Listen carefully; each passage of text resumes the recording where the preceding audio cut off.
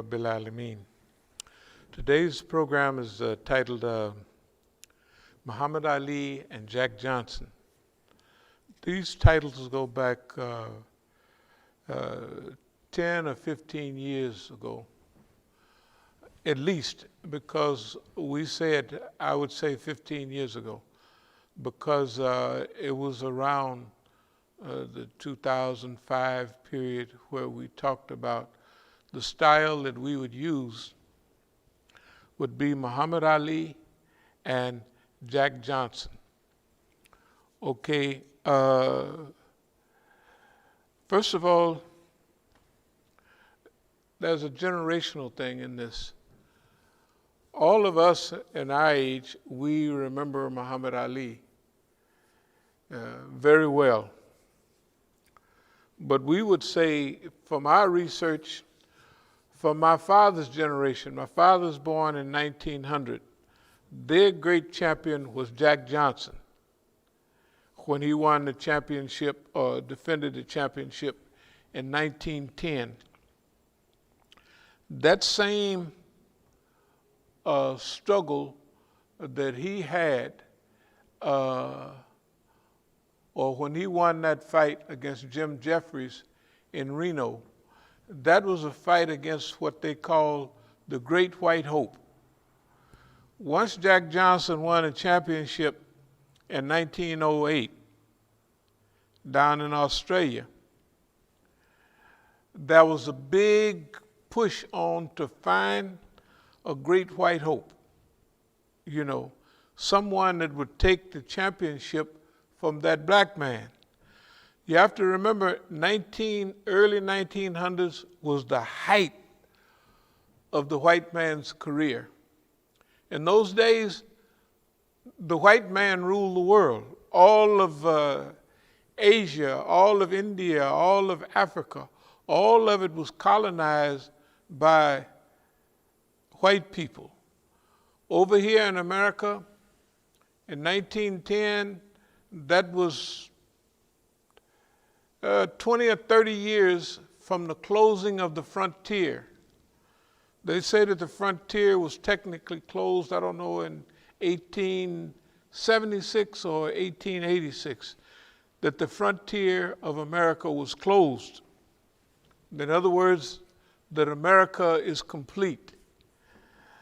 Although they had the struggle against Spain in 1901, where they took Cuba, they took the Virgin Islands, they took the Philippines. When I was a kid, we referred to the Philippines as the Philippine colonies. Okay, so in 1910,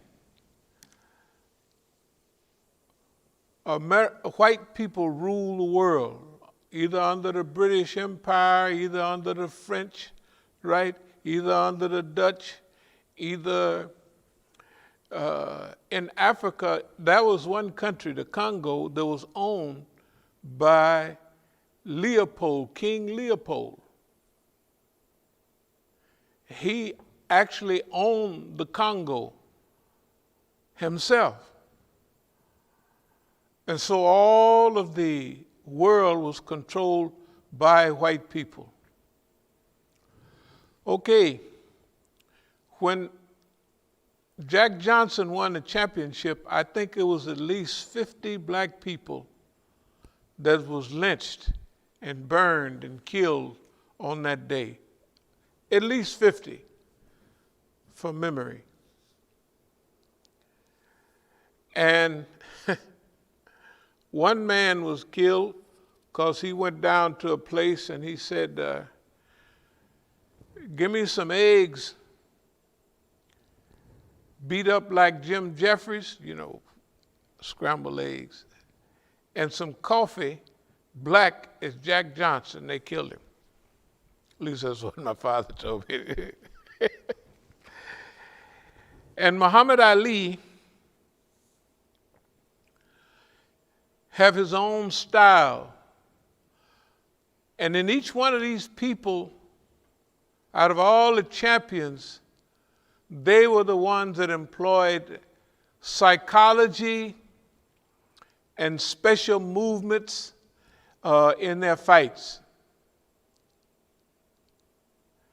Many people think that Muhammad Ali was the best champion in history. Technically, I believe it was Jack Johnson. But that's up for debate. So each round of the fights that we have had with the system, let's say this was a regular fight, we would be ahead on points. The first stage, let us understand, we have been here many times before. I wanted the subtitle of this talk to be Deja Vu. We have seen this all before. We have made our strategies, our plans, and we have implemented them over and over again. And now I want to explain to you what our position is at this time, where we are, where we want to go, and basically how we plan to get there. So, in the fight, they have points. In this fight with the system, we are points ahead in this fight. This fight, we had to choose what type of fight do you want to have. So, years ago, we knew that our struggle would not be short range. We knew that this fight was going to be long range. It was going to be a protracted struggle. It would be a long range struggle. So we would have to have superior strategy. That would be a surface strategy, but it would also be a strategy that really exists out of sight, below the surface.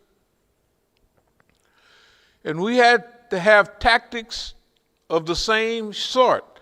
Tactics that you could see on the surface, but they also had a subterranean effect, a deadly effect. We had to have this open fight, let's say a public ass kicking of the system. No, remember, we're having a fight. This has to be a public ass kicking. You have to remember, understand who we are. We are just a handful of Negroes. We're a handful of Negroes, right? Okay. You don't find anywhere in history, especially in America, where a handful of Negroes have been successful in doing anything harmful to the system, either from outside the system, trying to blow it up, or inside the system, cooperating with it. All right. We know from the history that the system is going to have eyes on you. He's going to divert you. You're going to have high qualities of discipline, self-control, self-management. You're going to have to have plenty of tenacity, the ability to hold on. Okay, that's what you're going to have. So we, in our analysis from the very beginning, our analysis began to coalesce. Let's see, say around, if we opened the masjid in Oakland in 1980, by 1985 we had went through several changes and transitions that we could now understand the environment fully. I mean, really understand the environment that we're struggling in. We had to go and see the history of America and how it deals with peoples. And that has to be an accurate analysis.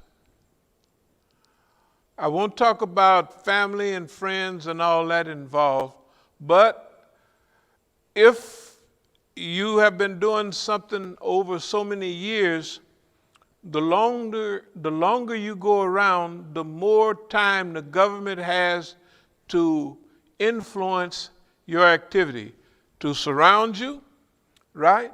To influence and affect your own activity. The more time that you give him, the more time they can influence family, influence friends, influence the environment around you. Remember, he's watching you too. He's studying you in detail.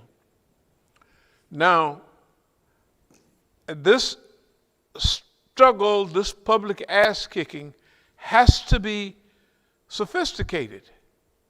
You can't be no dummy and do it. So now we're going to go through some of the changes, some of the tactics and some of the strategies that we have used in order to produce this example of tenacity, long-range survivability, right, and implementation. Now remember, strategic management, very simple. Scan your environment.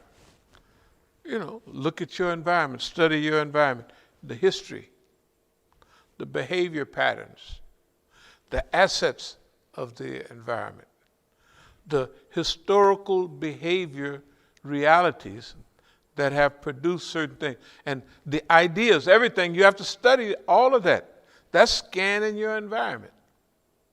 After you scan that environment, now you have to make a plan or a strategy.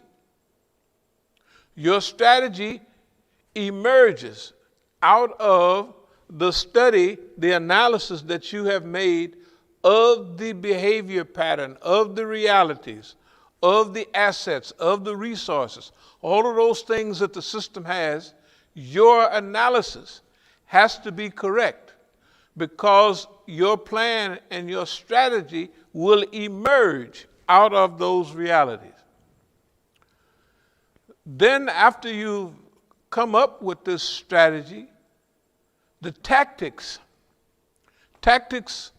are short range, basically, and strategy is long range. I'm just being brief. It's that and more. But tactics are the things that we do from day to day, right? And strategy is the overall picture of where we want to go. So after we come up with that strategy and those tactics, then we have to implement those. Implement them. Do them. Okay. When we look around our world that we live in right now, we see great speakers. Noam Chomsky.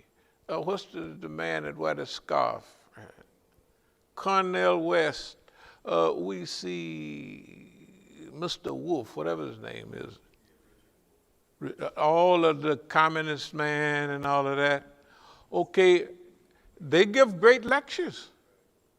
Noam Chomsky, all these people. Noam Chomsky been lecturing since '66. I looked at a picture of him, I said, that don't even look like him. He was so young. He's written books. I remember books on Noam Chomsky in the early 80s. One of my friends, a Christian Arab, he saw where I was headed, and we was in a joint together. He gave me a book by Noam Chomsky. Must have been 79, 80 or something, you know. It was about Central America or something. It's a good analysis. The lady wrote the book, give the lectures on the Jim Crow, Michelle Alexander. All of them give great lectures. Christopher Hedges. But guess what? Why have all of those people never finally got together after decades and decades of giving all those good lectures, ever said, we have to do something about all this now? Why? They take up, you can't get on a college campus. You have to run them over or tie them up somewhere before you can even get on the campus. They're going to be there. Are they there on purpose? Yes, they are. Yes, they are. The system, when you study the system puts out people, and it allows and it makes famous its own crew. And its crew listens, hears, riles up, misdirects, and identify all the people that might be. Why have no rebellion happen in America after all this? Because all the good people hear those people, and then they go to their house, they write them letters, right? And the boss man got the list. That's their purpose of being there. We want to influence those people. We're saying this right now so we can call it fronting them off. We want y'all to hear what we just said. Why? Because your lectures have been good. You've done a good job telling everybody what's going on. So why haven't you done nothing? That's what we're calling them out about.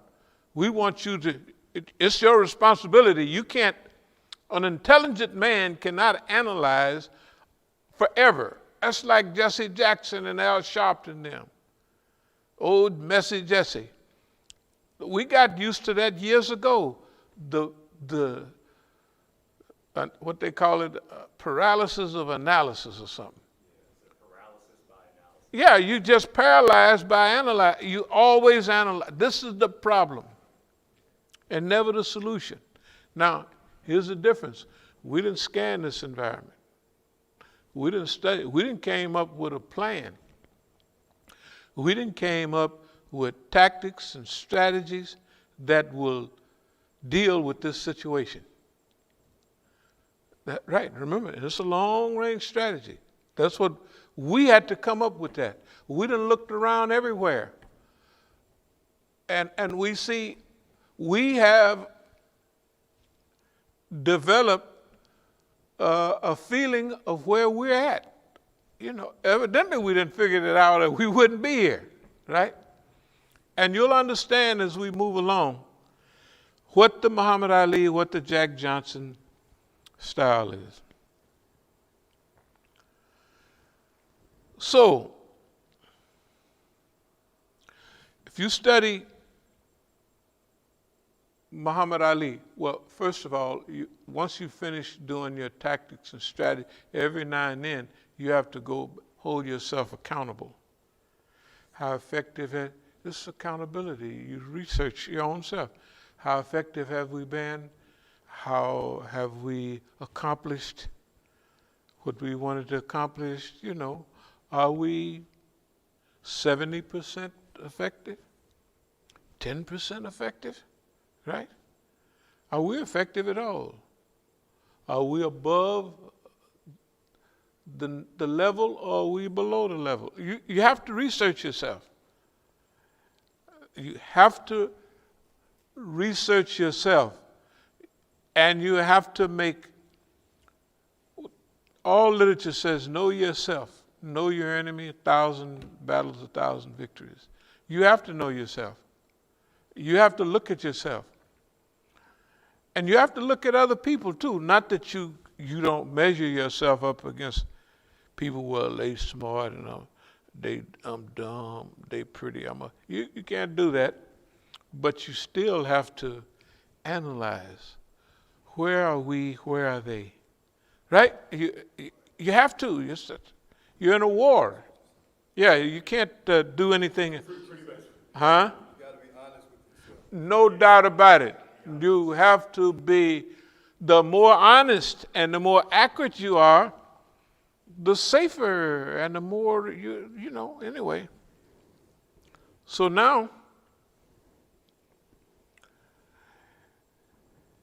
if you look in each round, we just looked at the fight about, you just saw the 5th and 6th, 7th, 8th round of George Foreman. George Foreman and Muhammad Ali. Let's start with that, about our tactics. George Foreman, well, first of all, he didn't understand his environment that well. When he went over to the Congo, they call it Zaire at that time, he took a dog with him, big old German Shepherd. He didn't know the history of the people. Patrice Lumumba's in them time, they used them German Shepherds to chew up on people, just like they used them here, right? But they really used them in the Congo. So when George got off the plane, he had his dog on a leash, and his dog is trying to bite everybody running around, because he'd been on that plane all the time, right? So he just frisky. The people reacted right away. In the minds of the people, they're with Ali and they're against George Foreman. They're both African American. Ali, boom away, whatever they were saying. That's what they were saying. They were with Ali. They were against George Foreman. Although everybody said George Foreman is going to win hands down, Jim Brown, all of them. During the fight, Ali would look over Jim Brown every now and then and say, "It's still here, huh?" I listened to the fight. I was in prison at that time, and Ali was doing the rope-a-dope, and I thought, listening to it, I said, man, George Foreman is killing Ali. Till I looked at the fight. And I said, man, Ali come out. He was tearing him up. Ali was ahead on points the whole fight. And when he got on the rope, you could see in the round he was letting George just hit at his body, hit at him. But you saw his hands, he was catching everything. He was catching everything. What did George look like just before he got knocked out? The last 2 rounds, he was throwing blows, and he wasn't, it was just weak. You remember saying? It was sissified. He couldn't hurt nobody, right? Why? Muhammad Ali studied him. George was so bad, he was knocking people out in the first, in the second, and the third round, maximum, right? He had never went past any rounds. And so Ali had more skill than he did. So during the first part of the round, boom, boom, boom, Ali would wear him out, then he'd hold on a while, right? And dance through the round, and then at the end of the round, he would have a flurry. So in their minds, he would have the first of the round and the end of the round. He could have won each round if he had the end of each round. But he specified, I'm going to come out, get this right here, and then I'm going to do that. In one round, they said, this is really George Foreman's round. Well, Ali was old by then. He knew himself. He knew his enemy, right? So, in 2 rounds, Ali would come out and he'd just hold and put his weight on the guy, you know what I mean, and do all that stuff to rest. He had to rest. He's old. He can't be out there just, I'm going to let loose, and when he would let loose that round, then he would rest the next round. Or he had a system. Whatever happens, the first of the round, I'm going to come out. At the end of the round, I'm going to do this. That was his basic pattern of fighting. He used it with excellence. When he got George up past the 5th or 6th round, George is in championship territory. He's out of his punches. Remember his punches? Yeah. He just hitting like this. And half the time he's going so slow he's missing. Because before he was fighting people who was standing right there. The dumbest man in the world in those days was Joe Frazier. Joe Frazier come running straight at George Foreman. And George hit him with them big old boom, booms, punches. And he hit Joe Frazier. Boy, that was the funniest fight I ever seen. He actually turned Joe around and Joe was headed the other way. Yes, he was. You remember that? Hey, man. And then, not that I knew anything about it, but I was in Venezuela when that fight happened. So I had a nice little young lady used to do all the business, bring money and stuff. When she came down there, you know, we from Oakland. All of my friends, you know where they would train at in later years? In Marshall, Texas. That's what George's thing was, in Marshall, Texas. You know the debater, the great debaters? What's the name? That's the same place. Yeah, that's where it's at. And if you going by on 20 or something, you go right by Marshall, Texas. That's what George was. But I asked, I even saw a picture later on in Jet. I asked the little lady, I said, so you come through Jamaica? Yeah, I came through Jamaica. I said, well, what was they doing? She said, I went by George's thing, and we were staying in the same hotel, and George was out there with a wheelbarrow. George had a wheelbarrow full of sand, and it was an iron wheelbarrow. In that sand, pushing that wheelbarrow, and had them big old coats we used to wear. I said, well, what was Joe doing? I said Joe was over there singing. They had a big thing, a barbecue, big calf or something going around. I said, this ain't gonna be fun. Just from being a physical fitness. Now, in those days, I was really a physical fitness. I said, this ain't gonna be fun. If that's what Joe doing, and that's what George is doing, I said, good Lord, and that's exactly what happened. Okay, but now remember Muhammad Ali. Let's get back to Muhammad Ali and Jack Johnson. So, in the fight game, in this process, you see that Muhammad Ali, as he got older, he got smarter. And then, George Foreman's, Charlie Shipes was George Foreman's trainer that brought him. Charlie Shipes was our friend. We was in prison together. Plus, we live in the same neighborhood. I mean, we know each other all our life. He's a little older than me.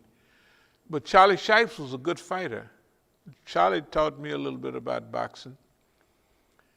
And in fact, that's just what he said. After he taught me, here's what happened. I don't want to brag. When we was in Lum Park camp, see, in a federal prison, boxing is illegal. They don't have the type of insurance to cover it, and something like that. In the state, they have boxing in all the state pens, New Jersey. So we used to go over to the gym and other places. We had mouthpieces, all the reps, and I went home and I came right back because the police, y'all remember the stuff y'all read about that happened to, so I went right back. When I got back, Charlie was there, and Charlie was training a guy. He's a nice, muscular guy, and so they needed a heavyweight to train with him. So they got slick. So Charlie said, okay, Hank, you just, I'll give you some of the game. So Charlie gave me enough training to spar with him. I mean, before I knew how to fight and everything, but he taught me how to really fight, what exercises to do and all of that. Although my friends was fighters, they never trained me to do anything. I just go do road work in with them and we go home. And we do the side to side. We do that stuff, but not boom, boom, boom. I just picked that up on my own. But Charlie taught me how to fight. So after we would spar a little bit, pretty soon I had to reach on it. His guy was shorter than I am, and so I had to reach on him. So I could pop, pop. I just, look. And then I'd work out on the bag, and Charlie would have me on the bag. He said a boy could have been anything he wanted. He was talking about me. If I wanted to be a boxer, with the training he had just gave me, just enough to get me along, a couple of weeks of training, and the way I worked out, he said, this boy could have been anything he wanted. That's what he said.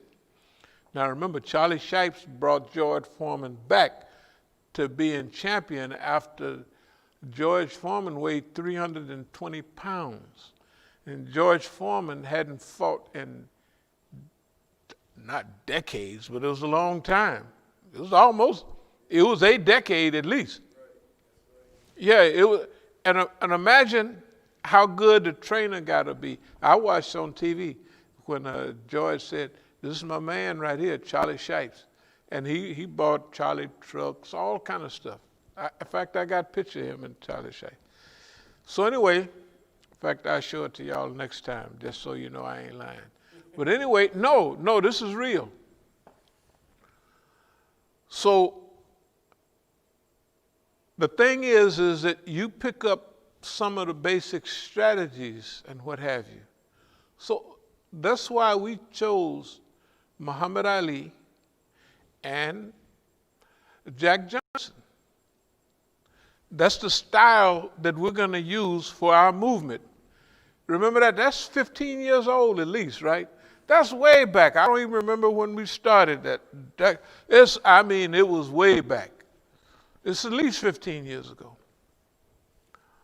Because we had to come up with a style that gives us life and inspiration and also get the job done. Both Muhammad Ali, both Jack Johnson were anti-systems people. The Mann Act was the act that Congress passed that you can't bring a woman across the border, a state line. That's because he had a white wife, and they said, that's one of the cases they gave him, the Mann Act. Anyway, Muhammad Ali changed his name to Muhammad Ali, from Cassius Clay to Muhammad Ali, right away, hold it. Muhammad Ali, he failed the draft test twice. They said, you too dumb, right? And then as soon as he changed his name to Muhammad Ali, now we want you to go to the army, and they took his thing. You got to remember, most of Muhammad Ali's fighting takes place after his comeback, his biggest fights. Okay, I remember his first fight with Joe Frazier in '71. I would say it might have been a kind of a draw, but the other ones wasn't like that. He had to, hey man, the rumble in the jungle was one thing, but them fights he had with Joe Frazier, hey, the 15th, I think they threw the towel in the 14th round. The 15th round, Joe couldn't answer the thing. He was too puffed up. And Muhammad Ali went out and laid down. Remember that? He laid down. Talking about he didn't answer Joe Frazier didn't answer the bell. That boy, he was praying, please, please don't come out. Imagine in Manila, 110 degrees, sweaty 110. you know how it is. You just walk from your house out there today, last week. You just imagine fighting in that. And you sweat, but there's no cool air to dry it up, to cool your body down. Anyway, I'm going to pick it up. I'll be here all day. So he was getting older, so he had to build up points. He had to rest. Same thing in longevity. You know what I mean? In longevity and what we're doing. Remember, this is a protracted struggle. It's not a long-range struggle. I mean, it is a long-range struggle. But we studied boss man. What do boss man do with Negroes or white folk, anybody? 1 or 2 punches and they drop. Bam. Tell the truth, think about it. The Black Panthers wasn't hit with one or 2 punches and they was finished. And nobody else either. So what's boss man's weakness? The long range. The long range. So you get him out there, like boss man always doing stuff to us. Always, right? Everything, there's stuff sitting out there, anywhere you look. I don't care your stuff. I got my little thing on now because boss man. No, it's okay. We getting ready to get started. Well, I don't say we're getting ready. We are, because see, every day, remember I was telling y'all that every day seems like a new day. So all these plans, we getting ready to do this, we're doing, the stuff is all here, all for years. In fact, if y'all will look at those, you look at the bottom. Here's one right here. Yeah. Okay. This is from years ago. I think this is from, it's this deja vu. This might be 2013. But look what it says at the top. High school Negroes. What do we mean by high school Negroes? All of those people are high school Negroes. All of them. Sister Bahia, Halle Berry and them, well, they college Negroes, but to me it's the same thing. They're high school Negroes, all of them. Everybody that come here, everybody, they all, I consider them is high school Negroes. Why? Everything they learned in school. Everything they learned, the white man taught it to them. So the white man taught Abdul Malik, you do this, you do that, I'm going to make you famous, and we're going to squeeze him and cut him off, and we're going to make you famous. So you just stick there. In the long run, you're going to be more famous than him. Talking about me. And that's what they did. As if I'm not paying attention. Right? Okay. Why are we still here physically? Because the whole team of people have been taught by the white man. You can keep that because I'm going to go over some of this stuff. We're going to get down to training. See what it says? 500 rounds. That's what we thinking about. This fight, not them old time fights where they have. Jack Johnson laid down and covered his eyes up. I think it was a 26th round. Could you imagine these people outside in that hot weather fighting 26 rounds now? Hard rounds with them little old teenage gloves. They had just stopped using bare knuckles. John L. Sullivan, he was fighting with fists. Then them gloves couldn't have been bored just enough to I don't know what the ounce of them was, but they was like brass knuckles with pads. That's all they was. Right? That's the way they fought. Okay, now, long-range struggle. I'm going to go over this. I'm going to go over the of counter-espionage and divorce. You know, we always talk about girls and boys and all that. Well, we have a fic of counter-espionage and divorce. This is what we fixed up. We'll talk about what it means later on, but it does exist. There it is. And then it goes on to say, I am an expert in my field, trained on the battlefield of life. That's different than the high school Negroes. They took a course on subverting Negroes and doing this and playing, acting. They're actors. They're like all the great speakers that we have. They're all actors. They got to be actors because they don't do nothing, right? After all this time, they got more time on the stage than I do almost, some of them. They've been here all that time, and why they don't do nothing? Because they're actors. I talked to Abdul Malik, I said, man, you done got Malcolm down pat. Now, why don't you do like Malcolm instead of playing Malcolm? To him, I'm an actor. What are you talking about, doing that stuff? It wasn't interesting to him. I'm telling him now, you got everything set up. You got the immigrants here. You got the Negroes here. You got a team. I was telling him, now let's take all of that, flip it on boss man, and have a good time. He wasn't even thinking about that. Must be crazy. What are you talking about? An expert in look, there has to be some expertise. This stuff is old as the hills, but it's still up to date. This page right here says I'm an expert in the field, but I'm trained on the battlefield of life. It's entirely different. They used to taking big niggas out too in 2-3 punches. If I would have stayed in America in the early 70s, I would have got taken out too.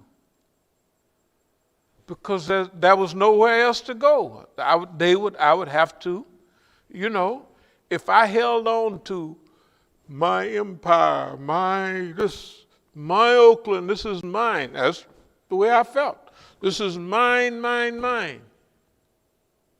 I had to say, what's been the history of people that get cases like you? What's the history? That's all. Well, so I went to the library at UC Berkeley, and I got all the law books, and I looked at the stuff.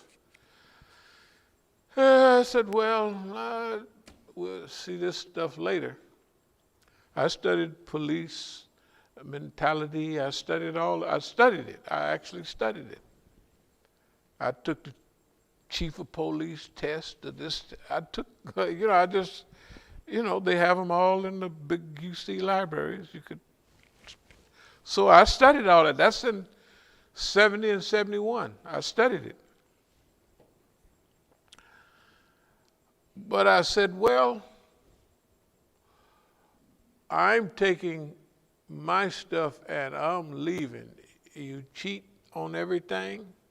Suppose they not only set you up, but they cheat. They got look what it says. It says unlimited rounds, but they have number 2, the judges on their side. See what I mean? This is true. In this fight, the judges is all on their team. You have to knock the opponent out dead for you to get to fight, because the judges are on their side. Number 3, the propaganda machine is on their side, right? The story they're going to tell is not your story. The story they done told about us, right? Think about it, over the years, in their machine is their story about us. So what did we have to do? We just cruise along, and now we have stacks of tapes, right, that we've told our story. We just said there's a grand jury. No, it's not. The grand jury in my behind is telling that story over and over and over again. If anybody get 1 or 2 tapes, they'll get big chunks of the story, right?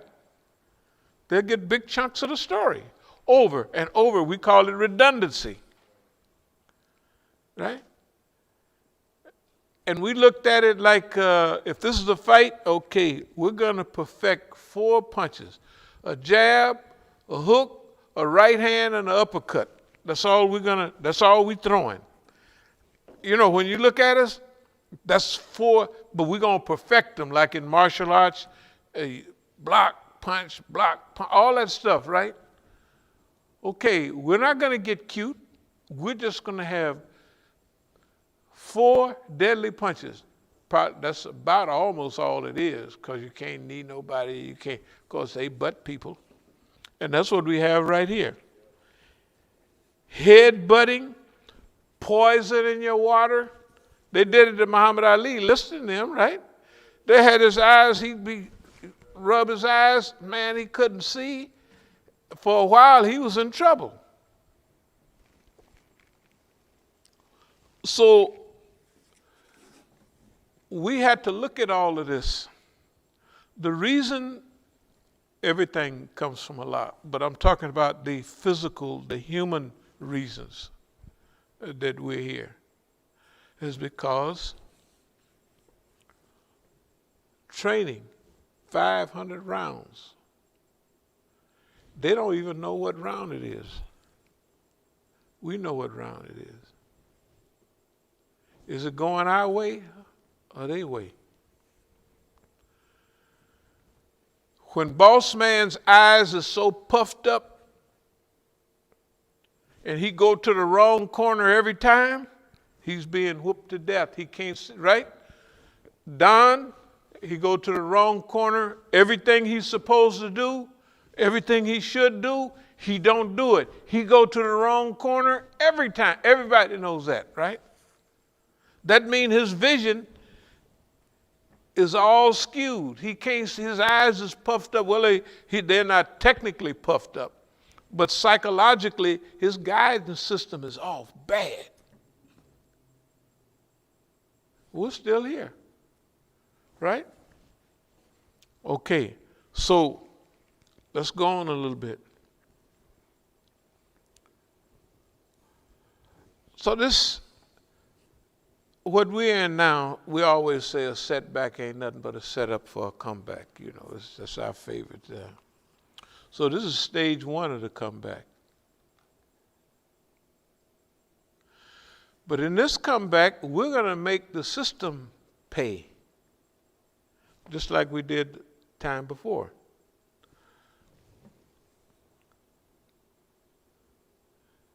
Because of our work, they can't stop us. We've already rested, and As-Sabiqun shows the way. Okay, public ass kicking. Let me explain. That's what it is, a public. Look, the white man ain't never been treated like we're treating him. Right this minute. Right this minute. He just never been treated like this. First of all, he don't allow Negroes to run their mouth like that. He didn't allow Muhammad Ali to do it without the challenge, right? Jack Johnson, shoot, he had to leave the country. He did all kind of stuff. They came out fine in the end. I remember when Jack Johnson, he had a bad Lincoln Zephyr, and he had an accident in 1946. And he drove over the white line or something, and the press said he crossed the white line for the last time. Dirty old crackers. You know what I mean? He probably was 100 years old almost, but he did good. He driving a Lincoln Zephyr.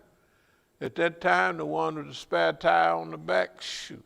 In 46, that's when they came out. That was a bad ride. But anyway, so he was an actor, you know what I mean? He got all kind of stuff going on for himself. Huh? Everything you can think of. See, they think hey man, those guys were brilliant. You know, okay, those guys were brilliant. That's why they are heroes. Everything they did, not only in the ring, but in their life. I happened to visit down in South America, and later on, I wasn't doing nothing illegal but I was just maybe going to pick up something I had buried. I went to the movie, and that movie, The Greatest, was out. It came out, I went to see it in South America. When I looked at the movie, that's when I realized who Muhammad Ali really was. The way the people at the movie reacted, I said, man, this boy is big. Big and more than just that colored stuff. You know what I mean?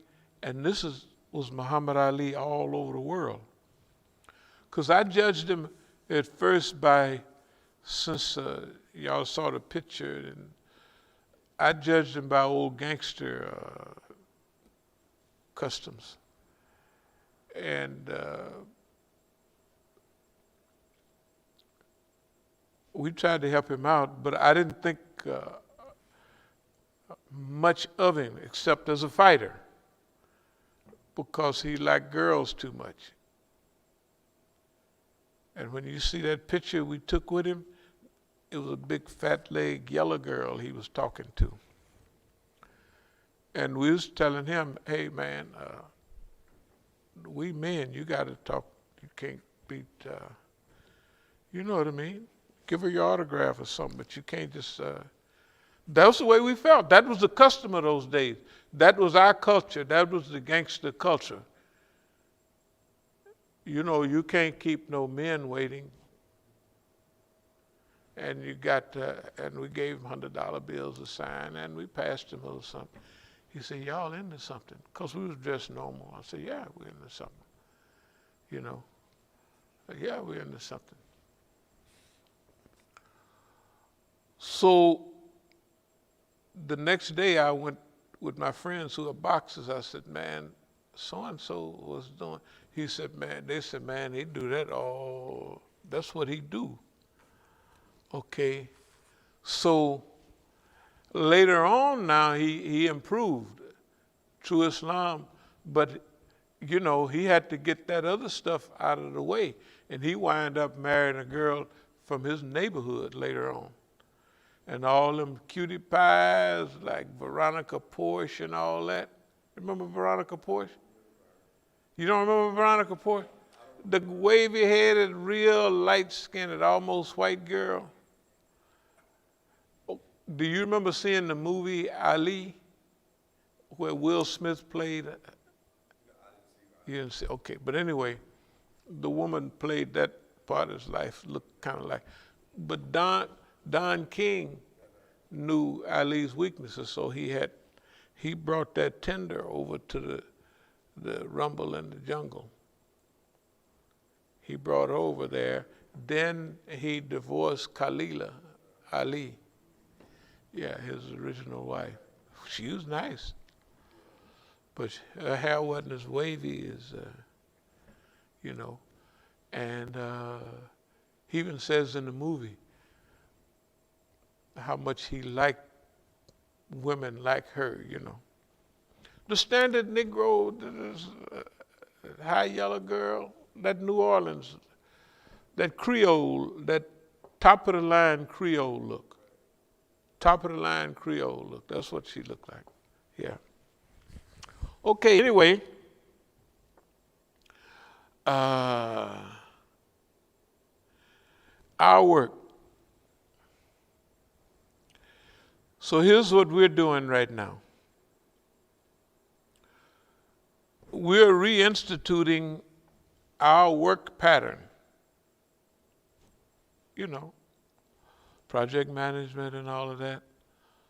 So after, we'll spend most of next week getting ready for the Eid,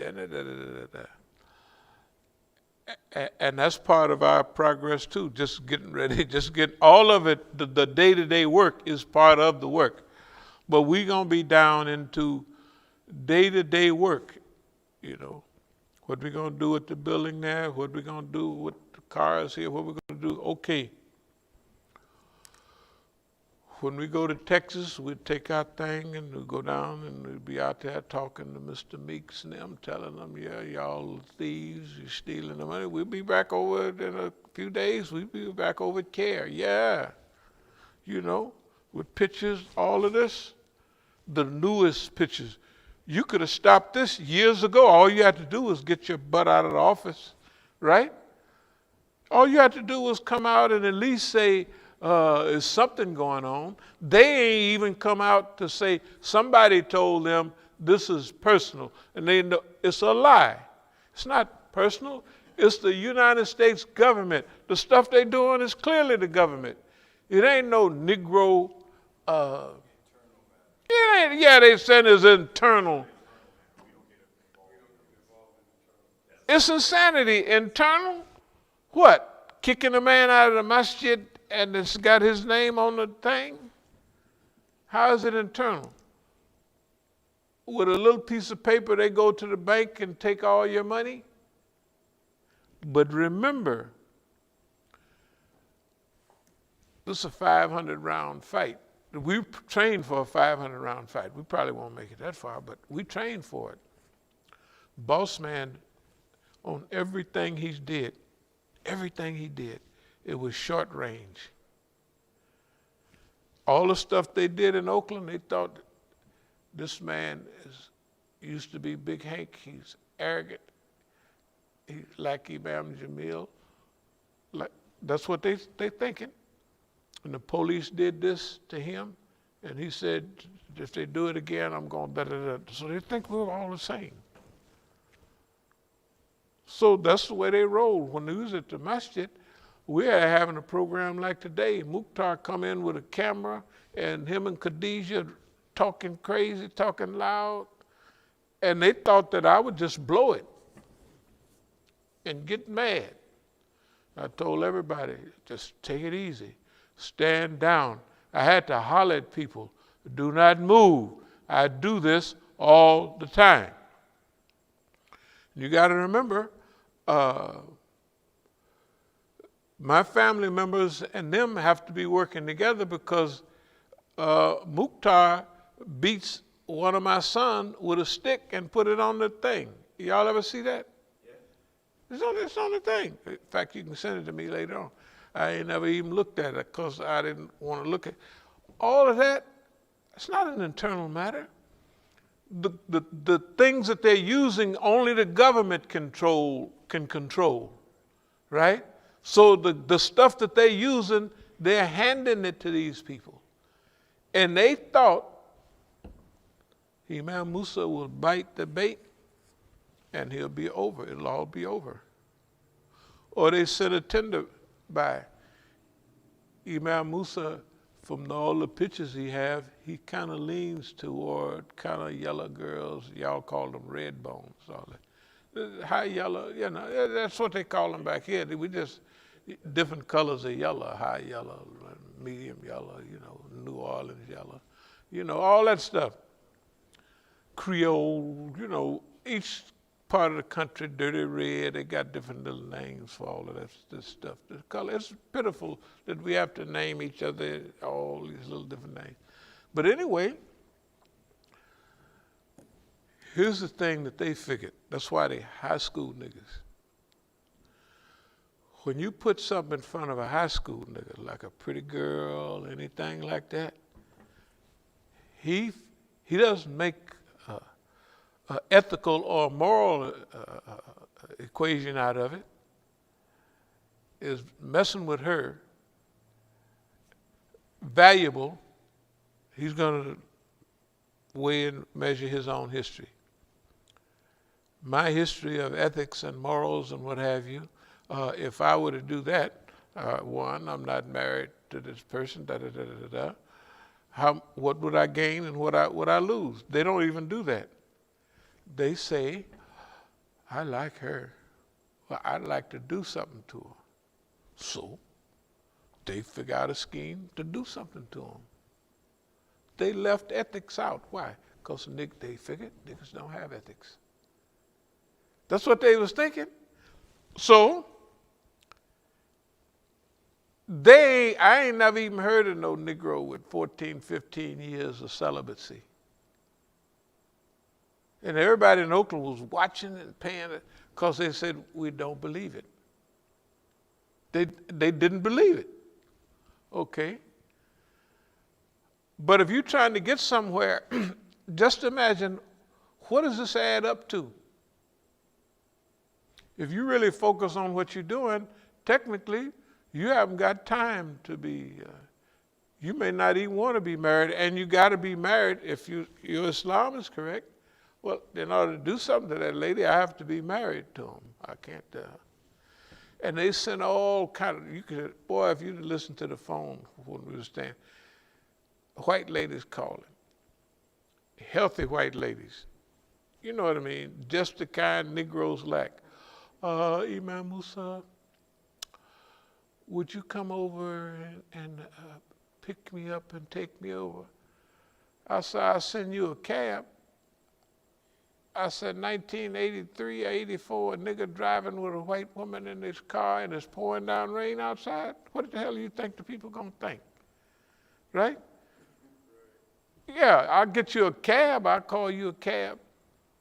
Imam Musa, I'm a such and such, and I look like Imani, that famous model. And I want to tell you about my vagina. I said, lady, you can't tell me about your vagina. My son, we used to stay right there together. He was about 16. Well, give me the phone, Dad. Let her tell me. Pop, shut up. What is wrong with you? So cute, because he's a kid anyway. But let her tell me about it. I'm all ears. All the time. All the time. Those traps, those honey traps, nobody would get through them. They didn't expect it. Why? Because we have a long-range plan. It's not a short-range plan.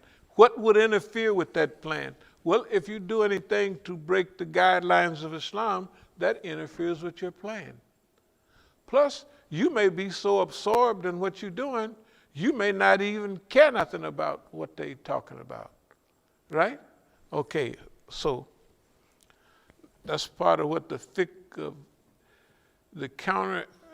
of counter-espionage and divorce. That means there's something we didn't figure it out. And it's our special program. We got fiqh on everything. Fiqh of deception and salat, fiqh of this. I don't know if I showed y'all the whole list. We got all kind of fiqhs with it. We don't go public with them because we'd be arguing all day. You can't do this, you can't do that, da da da da. I said, yeah, well, anyway. We still gonna do what we, okay, anyway.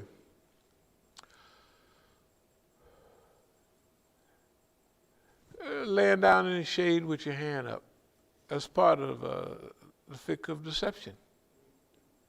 This deception, why? You can't lay down knocked out with your hand up in the air.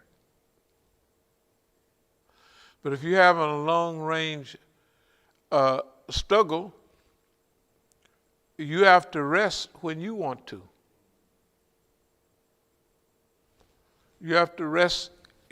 You have to, the best thing about marathoning, 26 miles and a little more, is you learn how to measure yourself. You know, what pace do I run at? So how long will I run? You know, the police, the Negroes, gave me a car, and I was driving to one of them programs, and the right wheel messed up or something, and it took me off the highway. You know what I mean? And when the highway patrol came, the highway patrol said, well, what do you think happened? He said, oh, you went to sleep. That was in West Virginia. Shoot, I had just left. I got up in the morning, had a nice cup of coffee. I was wide awoke. And then the brother that gave me, you probably don't remember the crew, but it was well, if I mentioned their name, you would know who they were, yeah. Medical crew, married to Panamanian girls from down in Panama, you know what I mean, that crew. So I said, yeah, man, the right front wheel did a zoop zoop, and that's what happened. He said, don't mention that, you know. And it said he was talking about insurance or something. Don't mention that. Sure, I won't mention it. I mean, just because the white wheel took me off the highway, it could have killed me. If I would have been, I was on Route 50. If I would have been on I-70, going 70 or 80 miles an hour, but going Route 50, you know how the CIA do your car? Turn this way, it's got 20 turns, say. When it goes 20 turns, it's going to throw you out the window or something, right? When I went out that way, I was going out that way to go past Laurie Caverns, way over there. Yeah, I was on Route 50. Route 50 goes like 70, Route 50 goes that way. I was headed to Isna. And then when I got out of the car, I stepped in a big hole. You know where them big manholes is? It's not a big ditch like, and it's all covered with tall grass.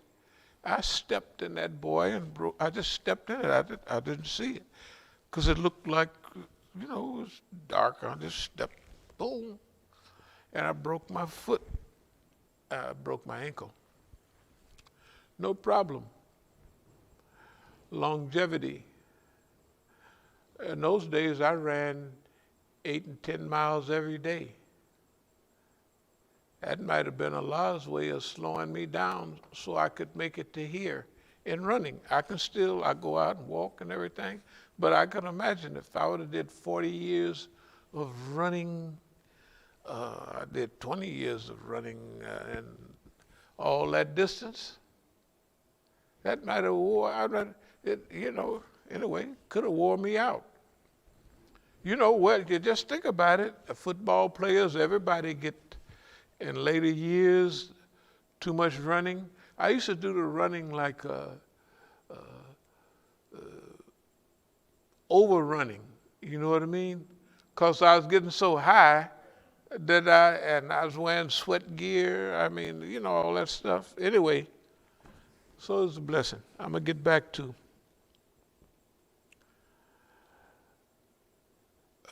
project management, marathon. The rules of marathoning teach you how to manage yourself. Some people get out in that marathon and they just boogity gone. I used to run the marathons. You'd go out 13 miles sometime and come back, and people would pass boogity. On the way back, when y'all coming back, they limping along. Because the one thing you have to learn in marathoning is what is your pace. And you'll see people in groups that run at a certain pace. So if you run at a certain pace, pretty soon you'll be with your pace group. Right? You'll be with your pace group. Y'all doing running a 7-minute mile and all that. That's fine. You're there to enjoy the marathon. You're there to finish. Now, some of the guys is there to win the marathon. They're going to run a 5-minute mile, you know what I mean, something, and they're going to be gone. That's them. But you're there for the camaraderie, the openness to run. And so when the shaitan come to you, like Muhammad Ali was saying, that at one of them fights, he said, man, the idea came, why are you here? Why are you doing this? Right? Every marathon, the shaitan come visit you. Why are you doing this? Are you getting any money? A lot of white folks call it the wall. You're going to hit a wall. I ain't never hit no wall because I knew it was shaitan. The wall, they hit a wall because they don't know it's the devil. Ease up to them. Hey, man, they got plenty of energy left. They got a good pace. Why are you doing this? You're going to get paid for this? They asking them all this. That's that internal stuff. And they don't know that it's the devil. So the long distance is my run. Not fast, but I run a reasonable. I was a good 3-hour marathoner. You know what I mean? It's passable. It's okay. Fine. So I ran a 3-hour marathon on average, sometime a little more. But, you know, that was what I ran, a 3-hour marathon. That's good. And I wasn't out there to break no records. No way, because I can't run that fast. You know, other people that we ran with, I remember some of the Sudanese brothers, we ran a bump-to-bump run in Sacramento. It was from AJ Bumps, a restaurant, to another AJ Bumps. It was about 15 miles. So we were running down the road. Finally, now Sudanese got that same stuff that them other Africans got over there. Good God Almighty. And one of the brothers was here not long ago, Brother Ehab. He used to run with us out. So one time I ran with Negroes, Sudan, all kind of. So anyway, I said, how's this pace? He said, Alhamdulillah. I said, how you feeling? Alhamdulillah. I said, well, okay, I'll see you later. Because that pace was too hot for me. I mean, I could have finished, but I didn't feel like. He said, Alhamdulillah. I said, okay, I'll see you later, brother. I'm going to take it easy because that pace that you're running is too hot for me. So you learn your pace. That's why we train for 500 rounds. That's what we train for right now. We train for a 500-round fight. Boss man don't know what round it is. He don't have any idea. And as we said, is it affecting him? When we first started this fight, boss man was huffing and puffing and he was knocking niggas out. One blow. Everybody. He was a George Foreman type, knocking everybody out. But he's not doing that anymore. And he's picked too many fights at the same time. He didn't pick fights with China. China is bad. You can't play with them. They back on their feet. They're not China of 100 years ago. They're China now. Okay. They done picked on Russia. Russia's 8 time zones. Russia whooped the Germans so bad that 5 out of 6 Germans killed in World War II was by Russians on the Eastern Front. So they decided to pick on, yeah, we won bubble gum, you lost applesauce. That's what they used to say.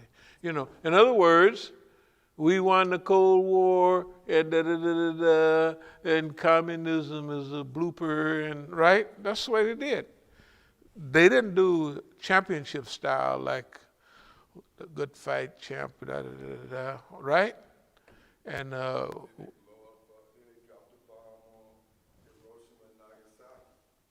they just look to show them, yeah, we don't care nothing about humanity and all of that. Hey, man. The Americans done picked on everybody. And everybody, and then they go and hire the biggest clown in world history. This is the biggest look. It don't make no difference whether he's trying to do it, whether he got paid to do it. Whatever it adds up to a loss in prestige for the United States of America. And everybody's seen it. You don't hear nobody on the news that say, and then they're going to take Iran lost 290 people. And Bandar Abbas, the Vincent, shot the plane down back in the 80s. And these idiots, they never apologize. Oh, we're sorry. No, we thought it was a military plane. Of course, military planes fly different than civilian planes do. Okay. So the other day, they just going to have their jets fly and harass people. Everybody know that's wrong. We're just doing a visual inspection. How you going to expect a plane from the outside? All you can do is say, yes, it's flying. Look at that, there you go. Right? What are you going to do? You're going to see some people in the window? There's some people in the window. What are you going to say on your notepad?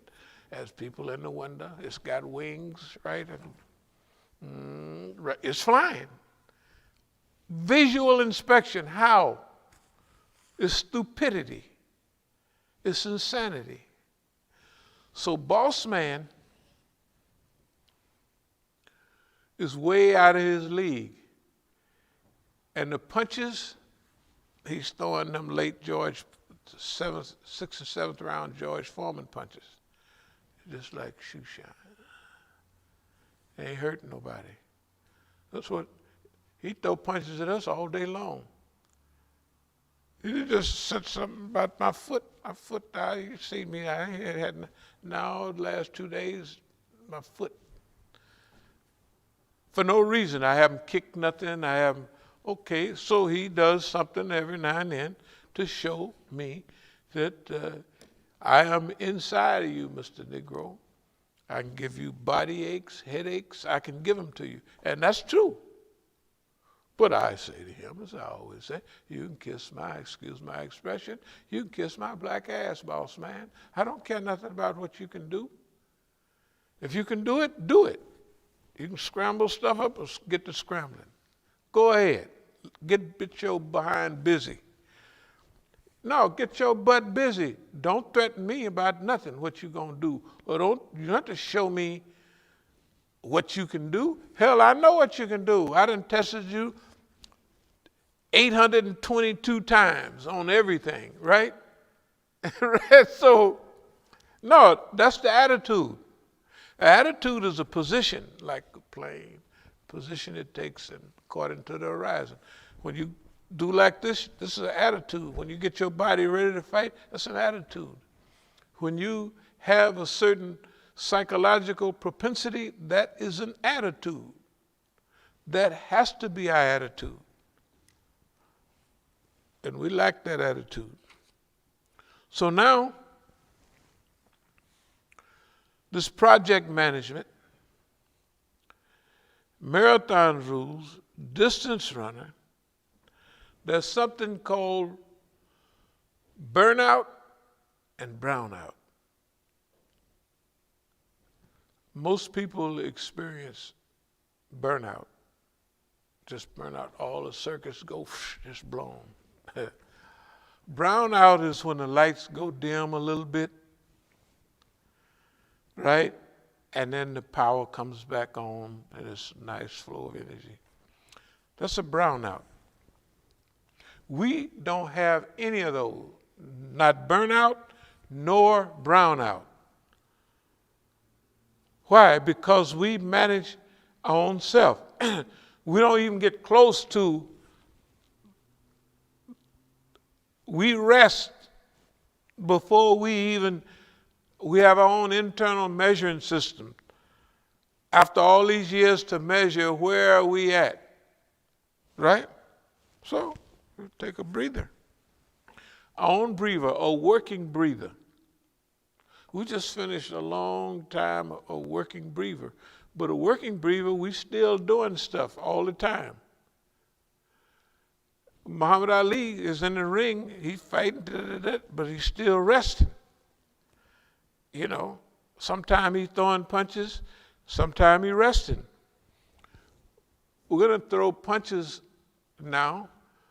we're going to make them pay for it. How? It's very simple. Well, they have to pay for it. They have to do it because if we're going to go down there, hassling Meeks and them, if we're going to go over there messing with them, if we're going to demand that Chris Hedges and them and all of them do something, right? They got to do something. Why? Because if they don't do anything, then we're going to get a whole lot of people. So they got to send people, to do what we tell them. Or we're going to get real people, right? We're going to get real people anyway. But what we're going to do, we're going to get some real people, and we're going to explain to them, boss man, do this, boss man, do that, so take it easy. But still, we're going to make him pay, just like everything we did. The last 2 sessions, we made them pay for it. Everything, we made them pay for it. You don't think we knew who our teachers were when they was here? Of course we do. You don't think we knew who the Negroes was? You don't think we knew who was in Sacramento? You don't think we didn't know? The guy over here, when he was from Sacramento, gave us a hint that he, the Latino guy, okay. You don't think we knew who UCLA was and all them people, right? All the centers that we had, we made them do that. They did that. Let's put it this way. We used our energy, we used our resources, but we made them pay for it. They paid for most of that. Okay, we paid for the school and other stuff like that. But all that other stuff, we made them pay for it. Yes, we used our money. Yes, we did this. But in the long run, they paid for it. And they ran all over the country. We're As-Sabiqun, we're this, that, and other, right? Okay, yeah. Did we know who they were? Yes, we did. Why? Is our 3rd or 4th or 5th time around, right? Deja vu. All our literature, if you were to see the other notebook in this, it has the same thing. Deja vu. I might even show y'all. We've seen this before. We've been here before. This is comfortable. That's years ago. That's 7, 8 years ago. That's before and at the beginning of this fitna in California. We'll do what we want in California. We're going to do this the way we want to do it. And they got to cooperate. If they don't, and we done mixed it up a little bit for them. That's why we say, boss man, you got to give us your treaty. You got to. Don't make no difference. But what would a phony treaty be? We call it JCPOA. It would be just like, if do the white man lie? De vez en cuando, every now and then, or always, right? Right? So we want you to give us a treaty and sign the treaty. Shoot, right? We agree to this, we agree to that. It's a bunch of jive, but here's what it is. We're just telling them, if you're sincere about reform and being a good guy, then you sign on the dotted line. Yeah, you just do that. We don't make it easy for him. It would be almost impossible for him, and we're sitting there talking this trash, for him to agree publicly with what we're talking about. But if he was sincere, he would do it. If there was sincerity, a streak of sincerity in anything he was doing, and we've been reaching out to 5, 10, 15% of FBI, the FBI would know how to send me some type of message, right? Just like the NSA, I got 2 messages from the so-called NSA. I don't know if y'all remember when I was reading them over. It was years ago. One of them looked like it was on one of them old-time Underwood typewriters. You know, it just knocks it's an imprint. And you know, I mean, it's really an imprint. It ain't smooth. You could rub your hand over it and tell what the thing was saying just through your fingers. No, it's an Underwood type, you know. And one of them said that rogue elements in the rogue elements in the NSA. So rogue elements, then why don't y'all unrogue them? You know what I mean? They ain't got no more power than you do. You know what I mean? If they was real, right, they do like the so-called good FBI agents on TV, or on the movies. That's always challenging, you know, the bad CIA people. And they always, well, you can act like that. Y'all put it on the thing. Just go on and act like that. You don't have to do that, but at least pretend. You won't even pretend. Just pretend. It's a big game anyway. You think I'm going to trust you because you signed a treaty with us? You must be crazy. Right? Anyway, we're going to make them pay for it. They have to do something. Right? Okay, it's all simple. The stuff is simple. Like, okay, starting in a little while, we'll just remodel our stuff, and no matter, it's our work project. If somebody come and help, that's good. If they don't, that's all right. But eventually people will come. Oh, we'll paint, we'll fix our cars, we're going to do all of that stuff.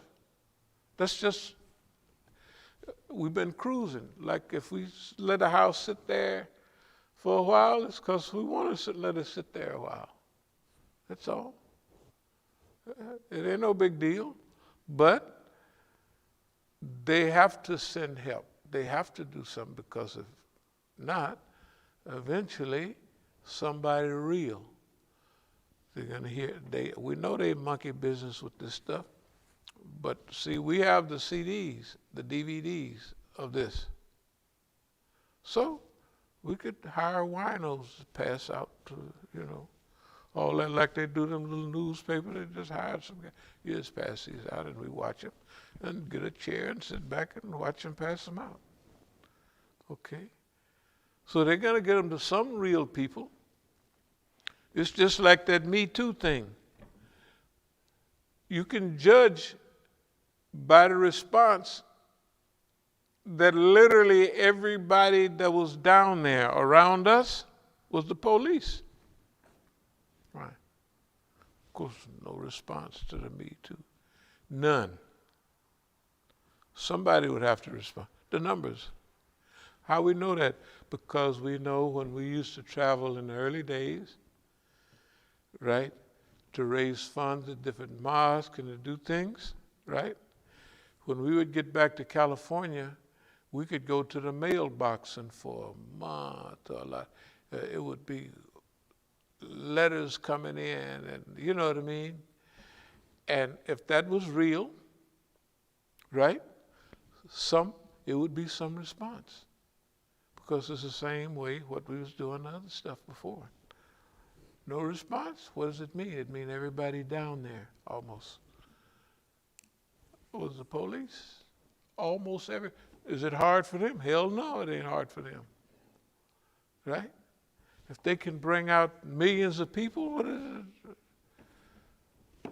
They can, where are they going? They're going over here. They're going to be speaking right there. Well, contingent number 1, you go over there. Contingent number 2, come this way. Contingent number 3, come that way.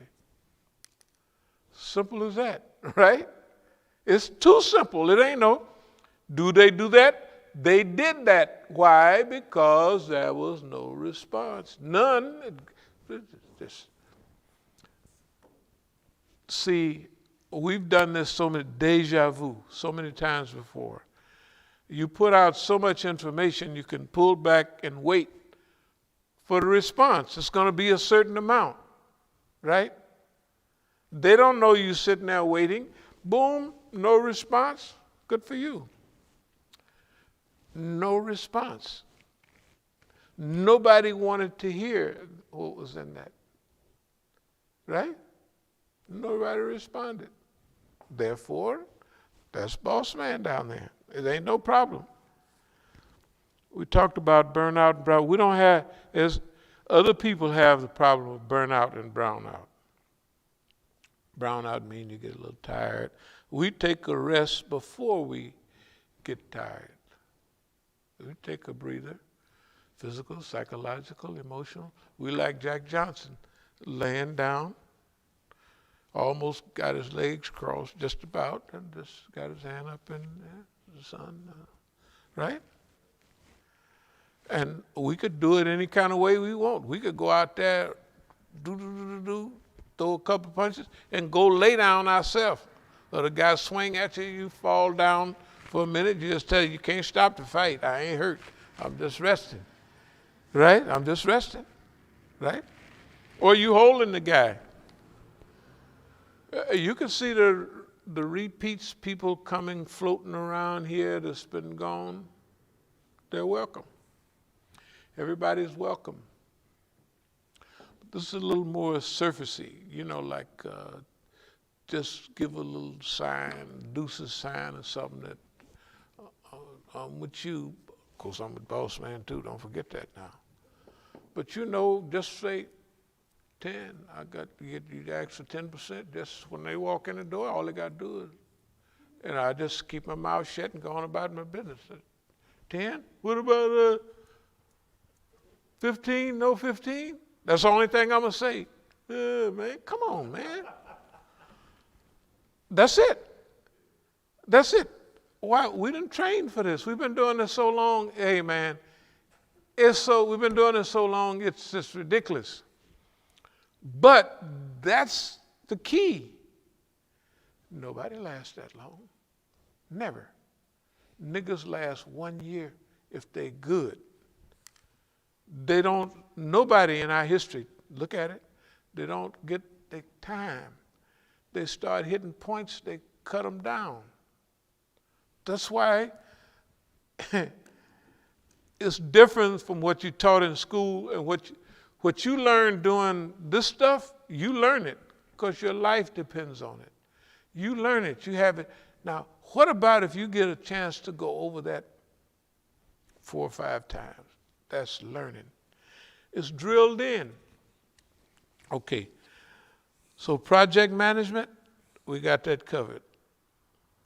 The pace, we're in charge of our own pace.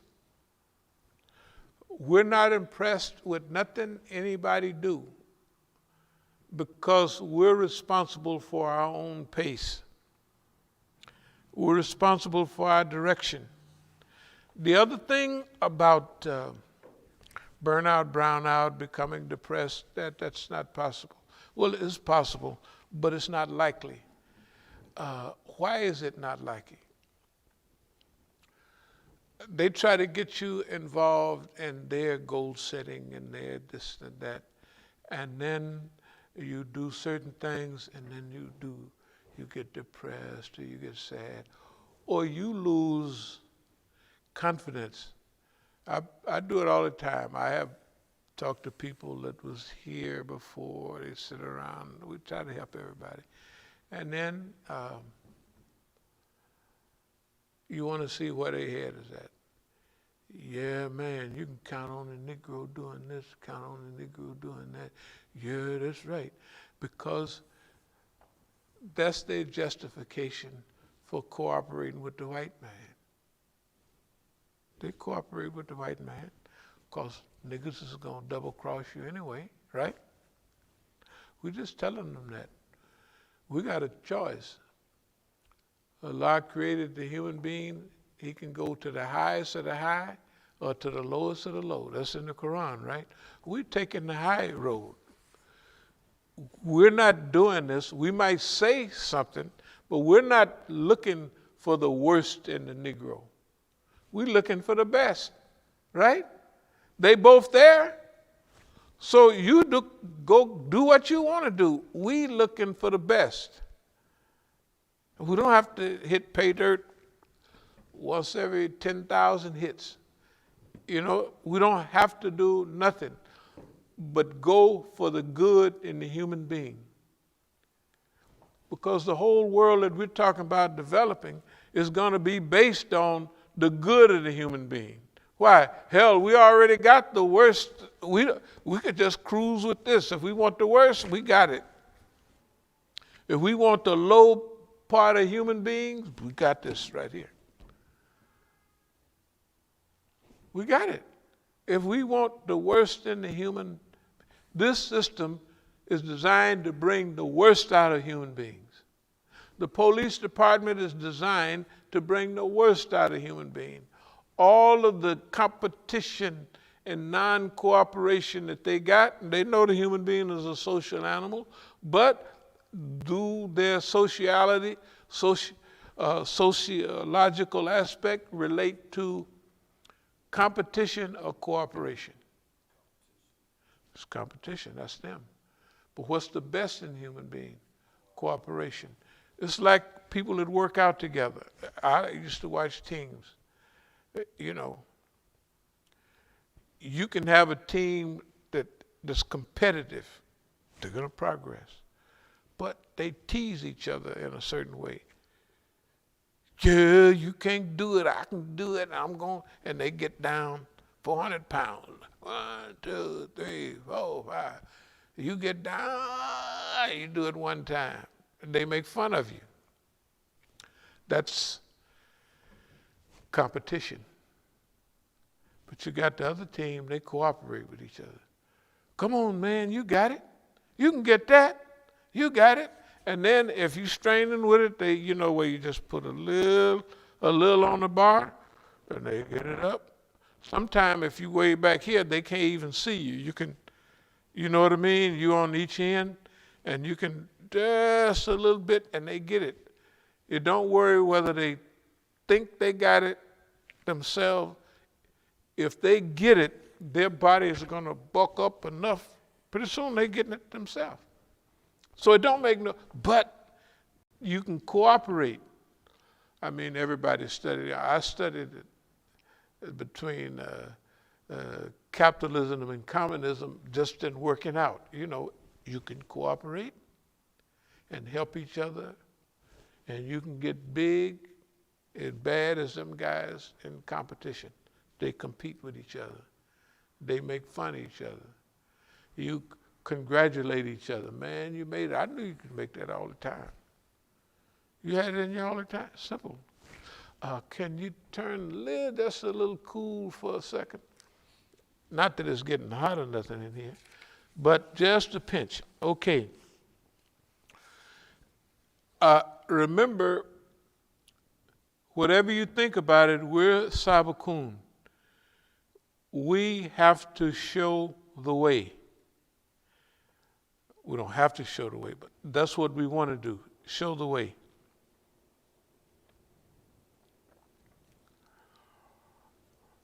What does show the way mean? Remember we was talking about beyond Malcolm and all that? Okay, we have to go beyond Muhammad Ali and beyond Jack Johnson too. That's where we're headed now. This is a whole new arena now. We've used them as guideposts and what have you, and it's been wonderful. But remember Star Trekism, go beyond, you got to get on out there. This next phase is where we're going. The first stage, we're going to use them, the system, to help. Why? They are a prisoner of their own system. They got to watch you. They got to be there. In order to be there with you, you're going to have to cooperate. When I say do this, you're going to have to do it. Or you can go bye-bye, right? That means that they got to stay there and they got to, so there's nothing they can do. We're going to make the system. We've studied it. They got to. They can't. We already did it. This is a third go around on this. We ain't been just floating out on our own for decades. All of it has been, I think this is the second cycle. Well, definitely ever since we've been here. And since we was in Oakland. I told Abdul Malik in 87, I said, you the police. That's 87. But we started the cycle. If I talked about something, I already knew it a long way back. It may not seem like it. We don't talk about stuff until we done did it and tried it 4 or 5 times. All of it. Okay, so we going beyond Ali and beyond Jack Johnson because we've used all of that. And we've used it well. We've used it studying Boss Man and the techniques of pulling up points. The fight we have with Boss Man, we went on points all the time. How to punk the FBI. Everybody knows what we done said about Boss Man, right? And tell the truth. Don't everybody know exactly what's been going on here all over the city? Actually, everybody knows. And everybody participates. Don't go to that masjid, don't do it. They know, right? So whether they agree with us or not, they still know. So we getting the points. We winning on points. And then Boss Man, instead of just having one fight at a time, he done jumped in with everybody. He's out of his league. And remember, it's not us that's getting worse, he's getting worse. He was a big champion, right? Our analysis is not getting worse. I believe, and y'all can say that whether you believe it, our analysis is getting better and more disciplined and more focused. They're more accurate, right? And we're getting older. So I'm not no teenager. We're getting older. Whose system is messing up? And remember, we don't have nothing. We just had to have the discipline and stickability to stay around long enough. That's what protracted is. We had no idea when we started this in the mid-'80s, or this phase, what we was going to run across and how we was already doing some of it then. But we didn't have an idea of how this thing was going to really develop. We just had a vision of how we wanted life to be, because we didn't like what they was doing. Okay. I think that's part of it. What's The vision. Yeah, oh my goodness. I don't think, well, along those investments, it doesn't seem like, I mean, there are, because I've been looking at stuff like futurists, so, you know, they have a vision, Right, but it doesn't seem like amongst the Muslims right. that there's been, that's what I keep going back to, that there's been a vision. There's no vision, Right. there's no plan. There's no plan. Well, this next phase is exciting. Let me kind of move toward wrapping it up. But we've been doing our job each stage of the game.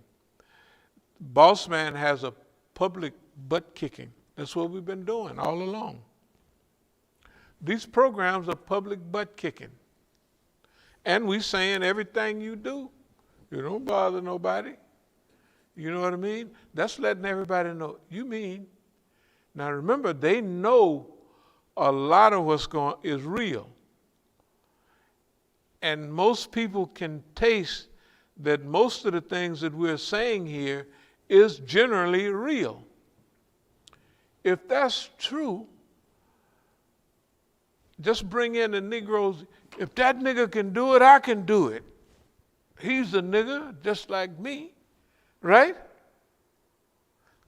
That's an asset. Just keep doing it so long, then the Negroes up in Brooklyn and all of that, and up in Connecticut, eventually Embarrass them. Embarrass them with behavior. You mean y'all been doing that all of this? Good God Almighty. And what did y'all say? You're depressed. You're depressed. What is it? You're having psychological. Right? That's all we're doing. And they saying it. We having psychological, da da da da da. Not post-traumatic. Y'all having post-traumatic Negro something or otherism? What is y'all having? Well, they don't pay attention to us anymore. Well, why is that? What did you do? Or what did they do? Well, we went all around. We talked for them. We carried water. And we cut your throat 1,000 times. We did everything that they told us to do. And now we're depressed. I said, dog, man. I said, we ain't depressed. I said, boss man beat us upside the head, steal all our stuff. But we ain't depressed. Think about it. We ain't depressed.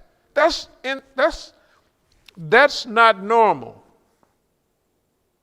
That they get everything that they wanted, and then they depressed, and we don't get nothing but blood, sweat, and tears, and we like it, and we're happy. Hey, man. But remember, in the war, you have to fight the war according to what God give you, right? Nobody ever even thought of handling the United States government like we're doing. It's hilarious. But that's what God gave us, hilarity. Making fun of people. When I was 4 feet tall, talking trash, oh, that's a gift. Just make fun. People can say anything about, one thing I learned. When I was 17, I was in one of these reform schools, and it was kind of older.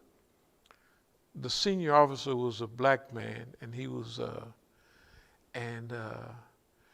when I was this was Northern Reception Center, where you come into these things. I must say I was 17, and then you get your teeth fixed, you get all your diagnostic tests, then they send you somewhere. Well, this one was in Sacramento. He sent me to camp. They sent me to camp because he wrote a recommendation. And something happened that really impressed him. I was always messing with everybody, right? And one time, the whole group was laughing at me. The whole group. It ain't no big deal. The way I dealt with it, he was very impressed. He would say, I could give it out, but I could take it. It's just, he was really impressed, that a black man would be like that. He was really impressed. And he wrote that thing, of course they sent me down from camp later on, the white man did. But I went to forestry camp, and I loved it. That's where I found out I liked the forest a lot. I won't run nowhere else but in the woods. It ain't no really woods over there, but it's woody. I just go around. I ain't gonna run up and down the street because it's woods right across. I learned the peacefulness, the tranquility, when all them trees, and you can find a spot in there where it's nice and easy and you just kick back. You work hard, but I said, man, I really like the forest, and then little flood control work, all that stuff that you do in forestry camp. I actually liked it. I'm gonna show y'all some pictures. I'm the happiest man up there. All of my friends, we take pictures. They're all mean looking. And you can see me. I'm messing with everybody. But I'm trying to tell you, that's a gift. At one time, I looked at a picture of myself. I don't know if I showed it to you. I'll show it. One picture, and I looked at that. I said, that's a mean nigga there. I said, that ain't me. Although it was. and I had got arrested so many times, and you know what I mean, they harassing me, and I was mad. I said, I quit. And I did. I pulled back because that wasn't me. And I remember something the white man said, what is it a man gain the world, lose his own soul? Something like that. I said, what's the sense of having all this? And I'm not the way I started. I ain't going to do that. And that's what they do. They try to change you to fit into they harass you, they do this, that, and other, or they coddle you, or they pay you, or they do all that so you fit into their program. We're not fitting in. We said, boss man, you got to fit in our program because your program is not good. Why should we join you? Your program is not good. No, no, no. You come over here with a treaty, or you can kiss our behind, the JPC or whatever it is. It's just a joke, but you're gonna have to admit that what we're talking about is genuine. You're gonna have to cooperate with us. We're not cooperating with you. That's where we're not cooperating with them because they're not good. That's simple. They're not right. That's all it is. It ain't nothing like no. We have your system. We see it all. We smell it. We sleep with it. We're around it. We don't want that. And there's no sense working if you don't work. If you got a good vision, work for it, right? We already see what they done produced. We see it. We smell it. We're around it all day. So our motto and our theme is to go in and get the good out of people. Okay, they see me. Actually, I got right here, not only they see me, they are in me. They regulate or they can regulate body. I mean, that's why you ever notice that every now and then, like a few months ago, we was up on the thing, on the roof. I couldn't hardly stand up. They was messing with my balance. What about yesterday? No problem. What about right after that? No problem. Is it because I was dizzy walking up on the ladder? No, I only went up on the ladder one time per day. That ain't enough to get you, you know what I mean? And I can't hardly bend over. I can't go down on a knee. And I got knee pads, you know what I mean? To put those things, oh, wait a minute, hold it. I can do it now. Why I couldn't do it then? Was it the weather? The weather was 66 degrees. If it was 66 degrees, that means on that roof, it was closer to 75 degrees, right? Something like that. That's nice. It was a little cool, little breeze, but that stuff was so warm, we were still slipping on it. It was slipping down, right? Anyway, this is something that they never, that's our blessing, that it's a different approach. It's a different strategy. That's exactly what it is. And it's never been used before. It's not only nonviolent resistance and all of that. It's game playing, role playing. It's just having a good time. Just like the coach tell boys, you done studied all this in, now go out and have a good time. That's, what do? When you having a good time, right? You don't work hard. You know, like kids play hard. Should they play hard? They're harder than they would work, right? People always play harder than they would work, right? I mean, if you did that on the job, you'd be trying to hide behind a tree, right? You wouldn't want to do it because it's work. But fun, man, you'll be stretching and getting knocked down and rolling down the hill, right? If you playing rugby or something, anything like that, right? You having fun. That is murder.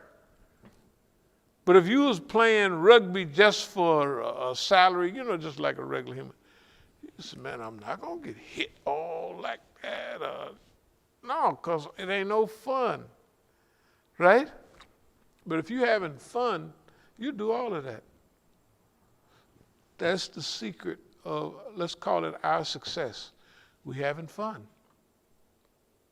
And we're going to teach everybody else to have fun too. That's our contribution to this whole global thing. And we're not taking nothing bad. The way the immigrants did the Negroes, Iranians did me the same way. In fact, I worked harder with them than I did, way harder. I'd drive all over the country, all this stuff.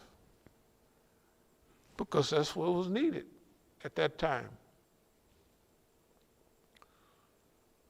So, how can all of them pop up and all of a sudden, this dumb stuff the brothers be doing? That's the dumb brothers, but the good brothers, right? See, the good brothers went back home. It was just a rule. One stay here while you stay here.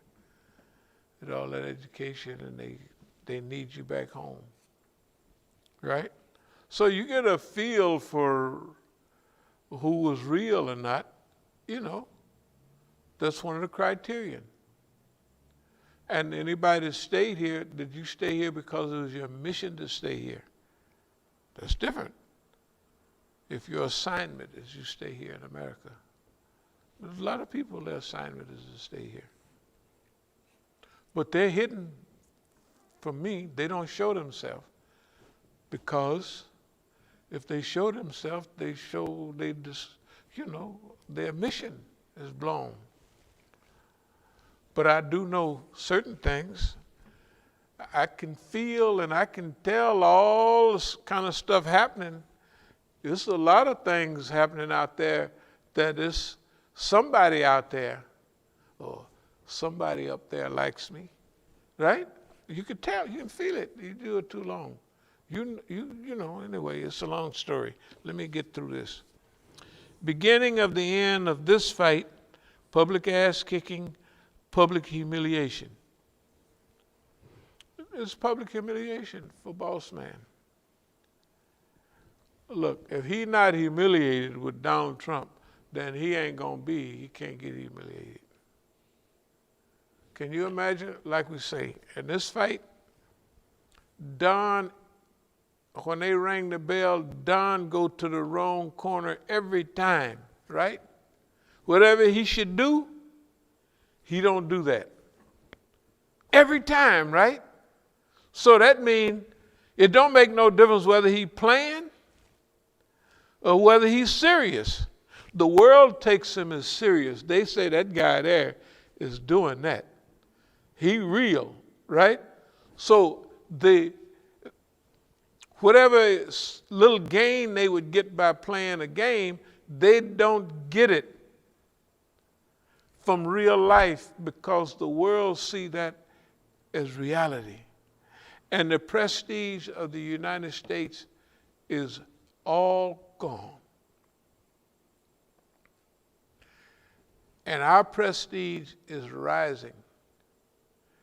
Can you imagine? Just think about all Dalhidra, one of the groups out there, what is it? All Dulles or something like that? Huh? Adams. Can you imagine? Now, they may have more or less now, but they have 28 satellites. Each one of them have quadruple the amount of people, and they sitting up in there scared. Yeah, Ridwan, Jaka, and them, and all of them. And how do they treat us? They treat us like, okay, it's okay to lie to Imam Musa. What's the name when I was out there? Brother Abdul Haq called us in the office. They send the Bangladeshi brother out, vice president. Oh, come on in, Imam Musa, we'll talk about all this. Okay, we go in. What's up? Well, we're prepared to da da da da da. Abdul Haq was there. I said, well, you know, we just need about 100,000 for the project. That's all. We'll take care of that. That's what they said.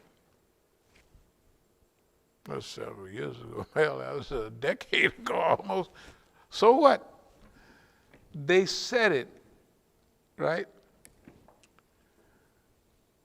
The Salafis, one of the imams that passed away owed me 5 or 10,000. I forget. I gave him so much oil. But he didn't have to pay me back because I was tainted. My behavior, the masjid is tainted too. With Shiism or something. I said, okay, I mean, you know, don't pay me back. I don't, you know, right? In other words, everybody knows.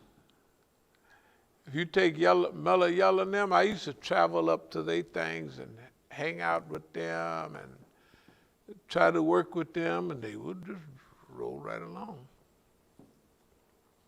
Shoot, in '97, we was at the ISNA program in Chicago.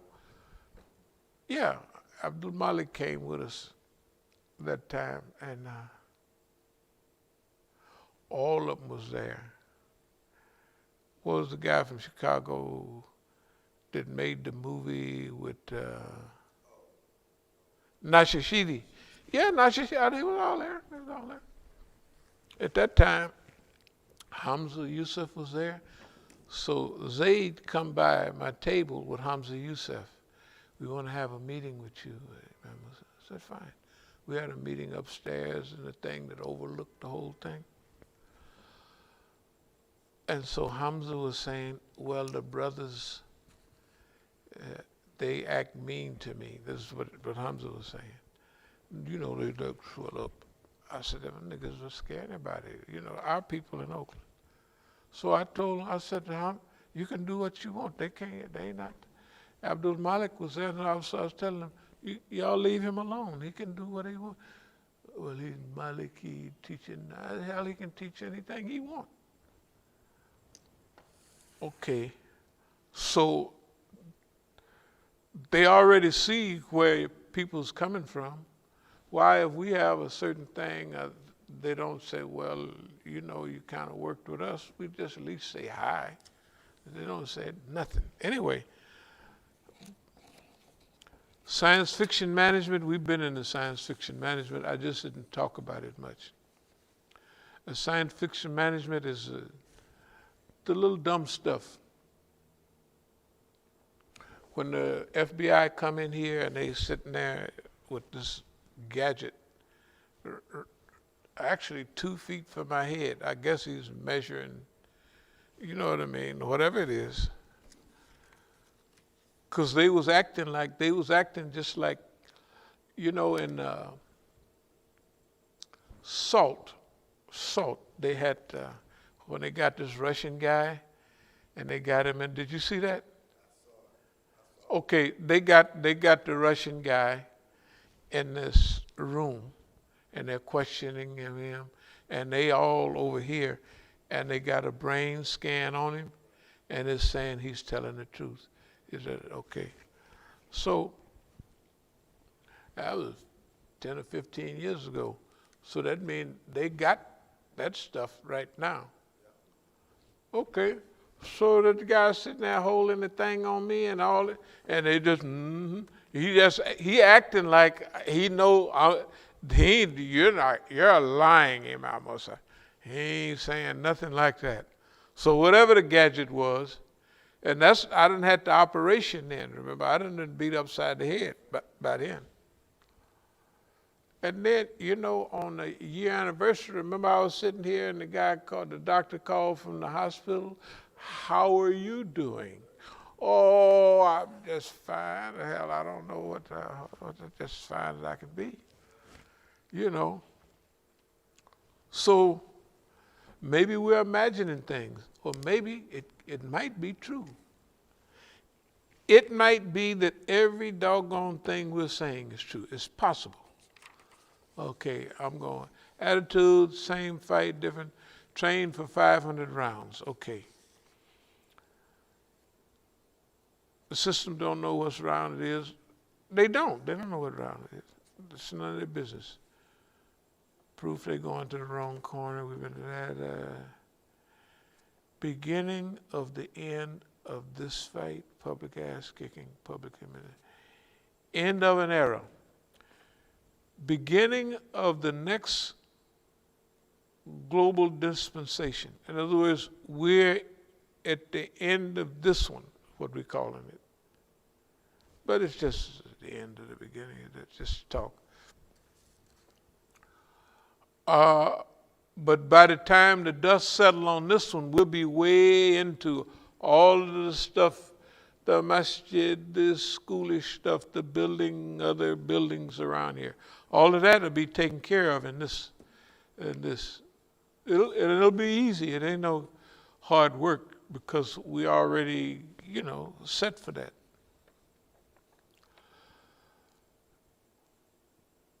Identify allies in each group. I mean,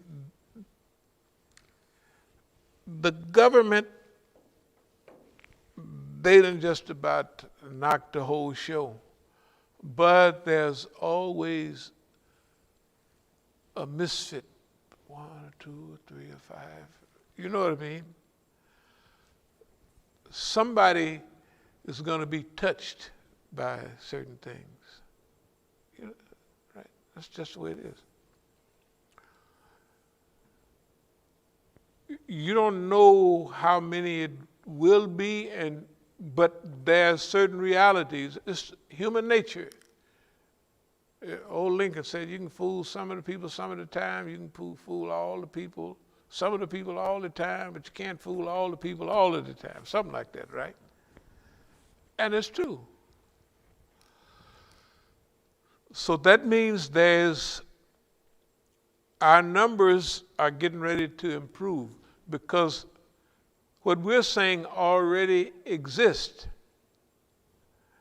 It is getting a little chilly stuff. That thing is really serious. It gets cold fast, don't it? Okay, but anyway, this thing, no, that thing there, boy, it's good, Just imagine if we didn't have it. Right. Good God Almighty, we'd be up in here sweating like the other brother at the house the other day, wiping his. He ain't got no air. He in a room where it ain't no air. Something like that, to the fan. But anyway, let's get back to where we was.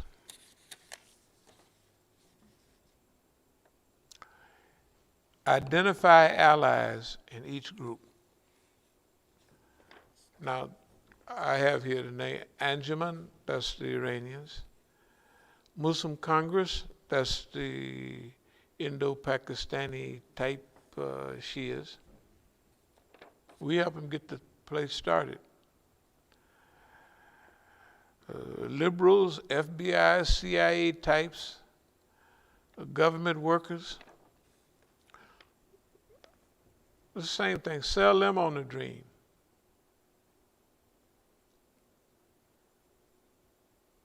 Because it's like the law of large numbers. They use it in advertisement. All these little handbills that's in the mailboxes. I mean, you don't answer them, but if they've been passing them out, putting them in the mailbox for years and years. So the law of large numbers, if we pass out 10,000 of them, 15 people listen, 15 is enough to pay for the advertisement, and da-da-da-da. They wouldn't be doing it if it wasn't working, right? The law of large numbers is there so many people got us surrounded that some of them got to be good. Just the law of large numbers, right? All of them can't be 100, and some of them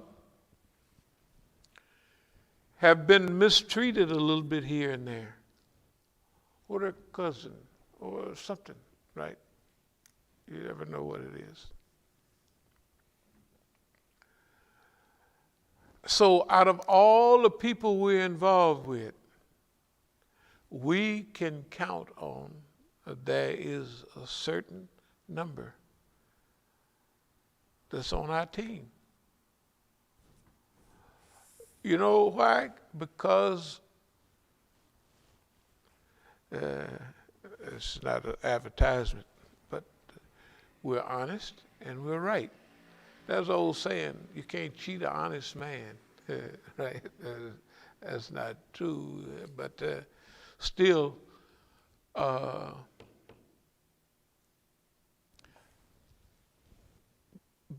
this has to be true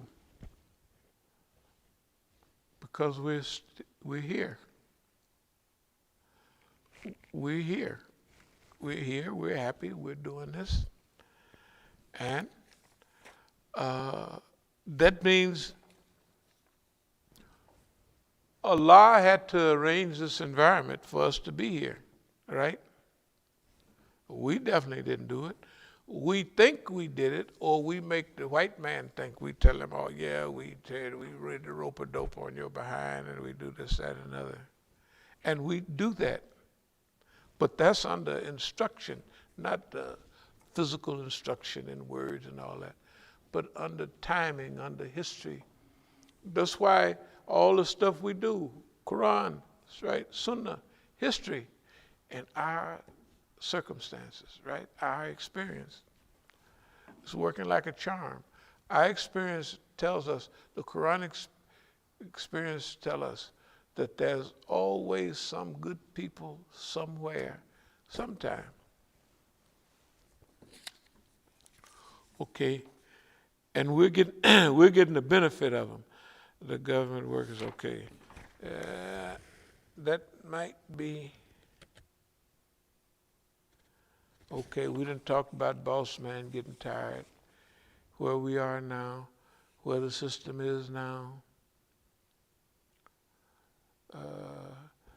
Well, I just mentioned this, we talked about it. These new rounds are championship rounds. Boss man, just like in the fights, these are championship rounds.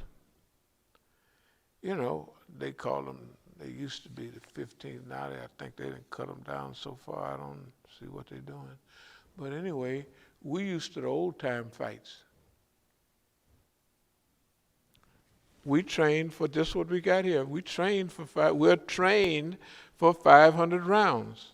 And evidently we are, because you don't see no signs of tiredness and huffing and puffing and anxious, right? I mean, if you see it, just say so I can check it out. But do you see any signs of anxiousness, negroology, anything? I don't see it. I don't tell you, I don't feel none of that. And therefore, whether the people understand it, a public ass kicking means that we have to tell you stuff so you know what we're talking about.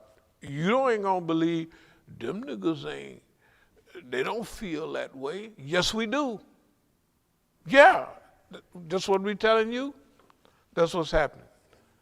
Okay. We're going to keep moving on step by step. We ain't going to get way out there where you don't understand what we're talking about. But if somebody come in new on this and they just heard today's talk, they might be stretched out a little. You know what I mean? They get, because of somebody, if it's your first one, then it's all right. One thing, you're going to be out in space.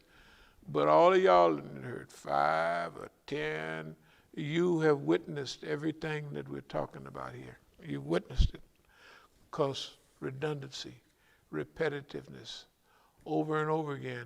And that's how you learn anything. Over and over and over again, right? Basic forms. George Foreman, okay. Global fundraisers, we'll be into that.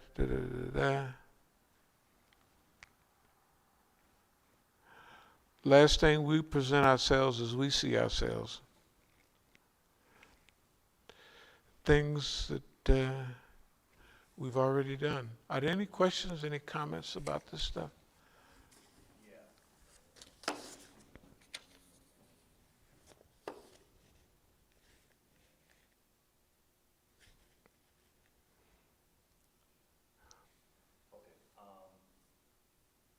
Right, so, a couple questions. All right, yeah, so a brother early on during the talk was, you were talking about some of the fix that you were speaking of. Mm-hmm. He was asking, Imam, where do you find the fiqh of the different tactics you were talking about? Where do you find them at? Yeah, that's That is a good question. So just keep searching and you'll find them somewhere, you know. But okay, I'll just go and tell you, I might as well. I mean, you know.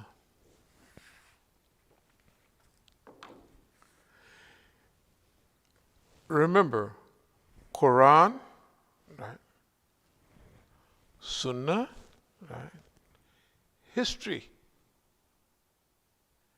History, all right? And in our experience, a lot of the fiqh follow those sources. It has to be Quranic. It has to be sifted through that. It has to be sifted through the Sunnah. It has to be sifted through history. And we just cause these fiqh is to know, you know, fahim fiqh, yeah. So this is not a technical fiqh like we got something wrote here, the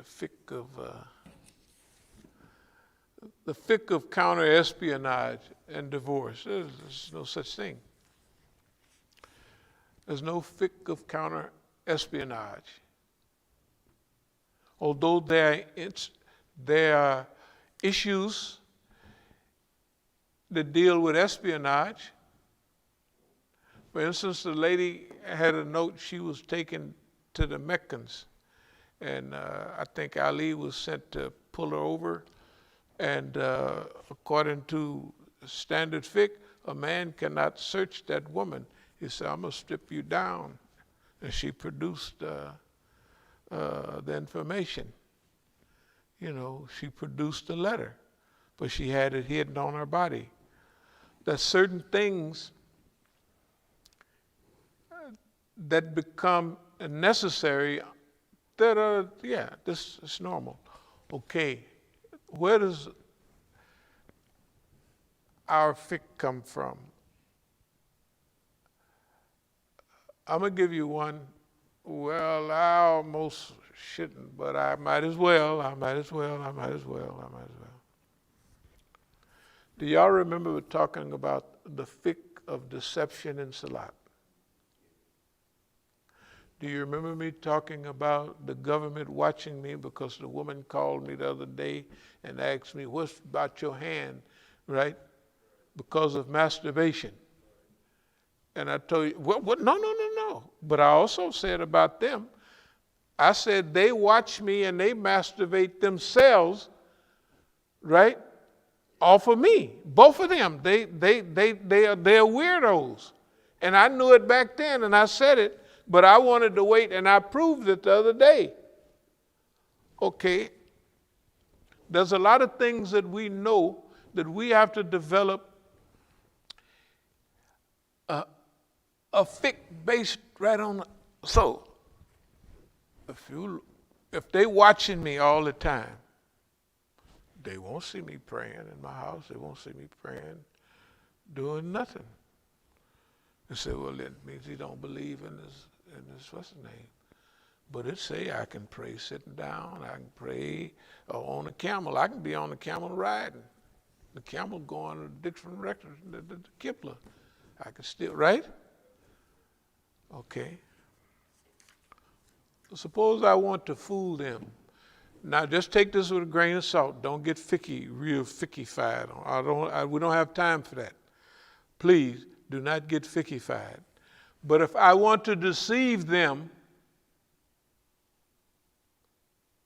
then they won't see me praying. I may be sitting right at my desk with my eyes and everything, praying. Every prayer, all the time. But if they're watching me, which they are, I know they're watching me. So I have to deceive them. The simple, the fiqh of deception. Fiqh of deception. That's what it is. Now, you got to be grown to understand that. Don't get funnified. That's a good question. And I told you I didn't want to answer. So don't go running around saying, Imam Musa said you could do this. I ain't said nothing like that. I said what I do from time to time in order to deceive them is the fiqh of deception. I'm deceiving them. And I do it. They sit right there watching it. And they've been doing it. And I know it. Right? So now what am I going to do? Am I going to use, what do I have? What do I have to mess with them with? Little or nothing. So I can deceive them. I'm deceiving them. And I'm praying all the time. Have Mr. Prayer. Right? I have Mr. Prayer. And when I get ready, you can still see the stuff up here. I got to be praying sometime. Right? But, shoot, I may go anywhere I want. I may slip off in the trail, but you can't slip off on the trail. You know why?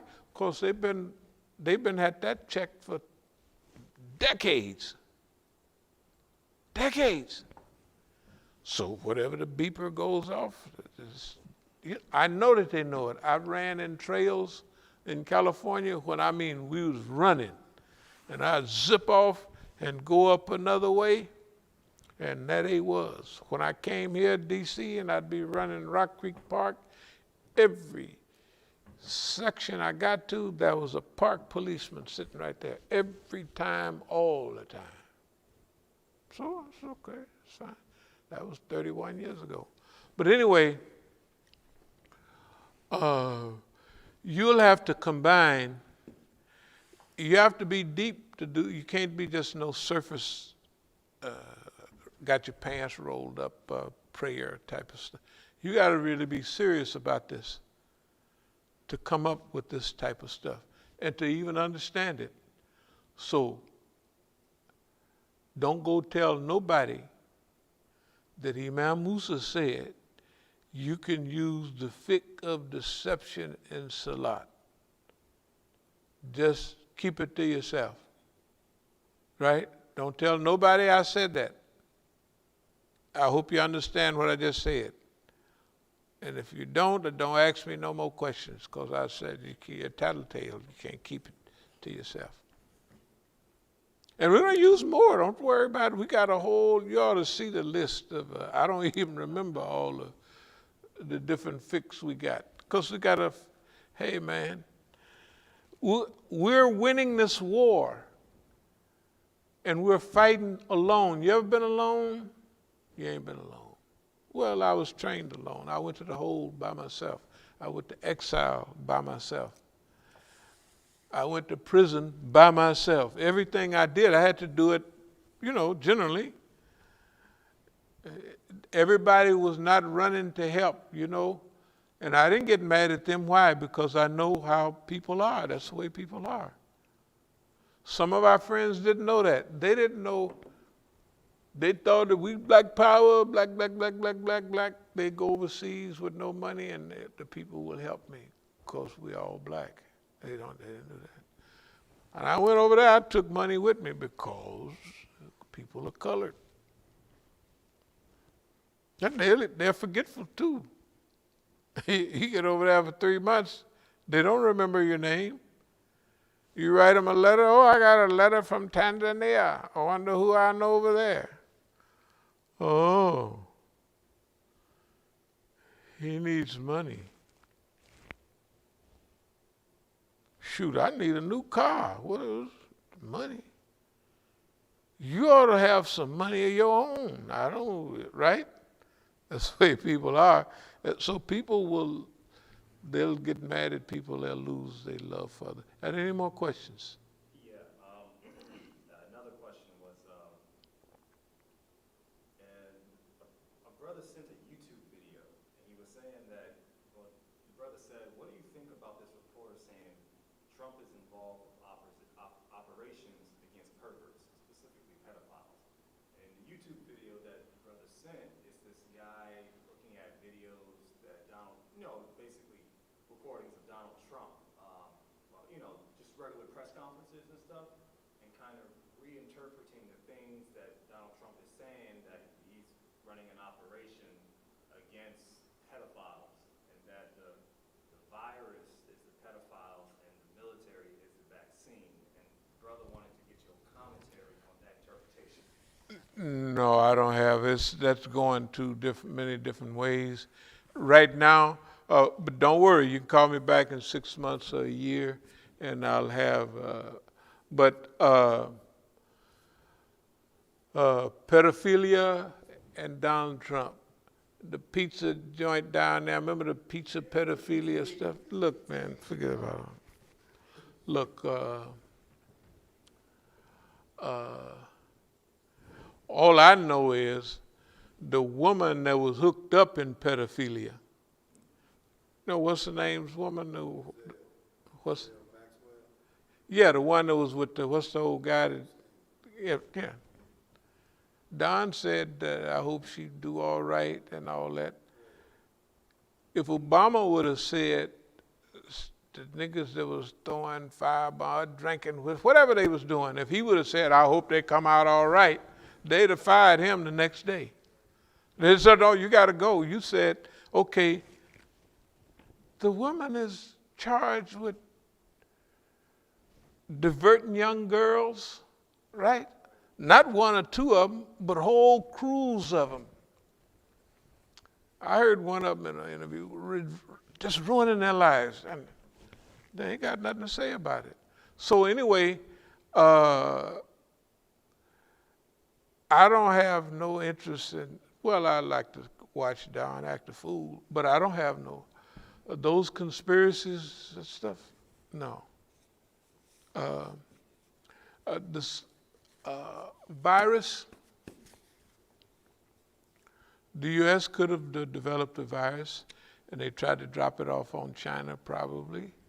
That's what the Chinese say. The Chinese say that they the ones, and they came over the U.S. military, which if I was following people around, I would take what they say. Just relax a minute and it'll all come clear. All of this stuff, that's what delay is. Delay, everything will be laid waste and wide open in time. But what's happening now is all the good human beings are needed to do good works fast before we all overcome by this problem that we have called the white man. Of course, I just mean the system. I don't mean white folks. We pro-white, everybody. Any more questions? Another one that came in on YouTube, or at least a comment. Brother asked, I don't know if you, brother, but they said, please speak on Imam Jamil El-Amin's current situation. Okay. Bismillahirrahmanirrahim. Imam Jamil's current situation, from my understanding, he's almost blind.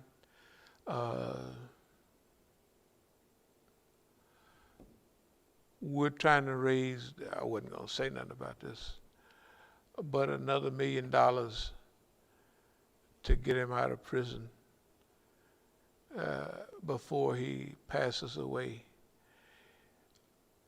I heard that his community in Atlanta, that's just I heard it, wasn't there to see it, had voted him out as imam, have voted Imam Jamil out. His community. Brother Nadeem and them, the guys that's down there. I don't know. I just heard that. They asked me to. So, the things that I'm reporting is, I'm reporting secondhand things. I heard that his vision and his health was getting very bad. I heard that, but I haven't sat down and did the whole research. Now, when I heard that, mean that I questioned somebody, I asked them, and I followed up a little bit on what I heard. I'm not just hearing it and say, now here it is. But this stuff is relatively, sahih. So I heard his health was failing. That means that puts a big stress on us. I think Imam Jamil was really treated bad by the Muslims. Really, it don't make no difference which ones. He was the president, he was the Amir of the four groups, Imam Wahiduddin Muhammad, Isna, Ikna, all four of them. He was the Amir of them. Now this is 20-something years ago, a little 20 years ago.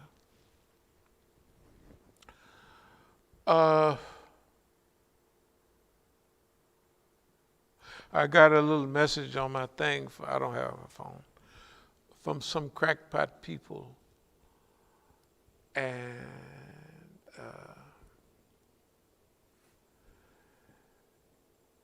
it seems as though a lot of the things that happened to us was specifically about Imam Jamil.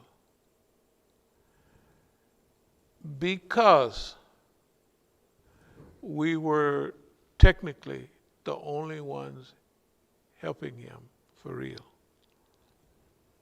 There were other people floating around. I remember the fat black man was down there in Atlanta asking, but the fat black man, anyway. That's okay. Everybody,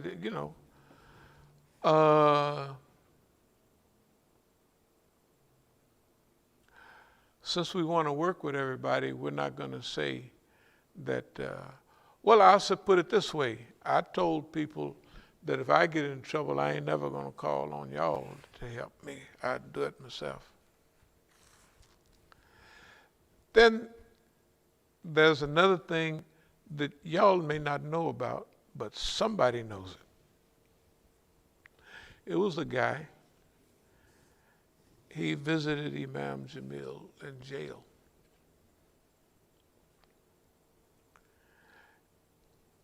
When it was over on Rice Street down in Atlanta. And what I heard was Imam Jamil told him, I want out.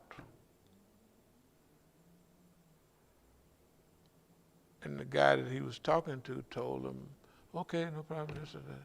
But he repeated, he said, and the guy was telling him, don't repeat it, they're listening to you know what I mean? Okay. And then he elaborated just a little bit that he didn't want to deal with that stuff anymore, that being in jail.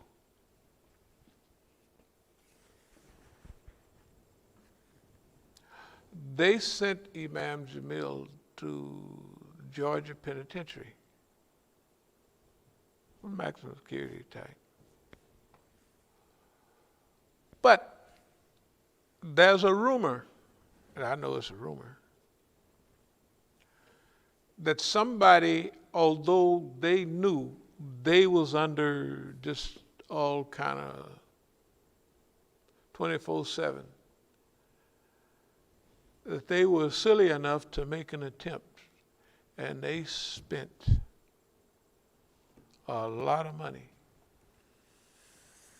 to these TV type guys.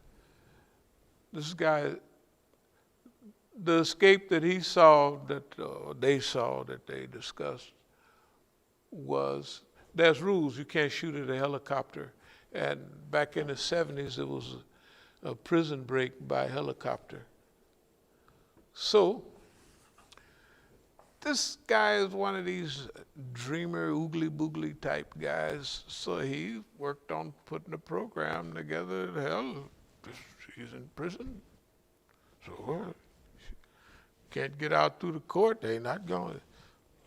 So this guy,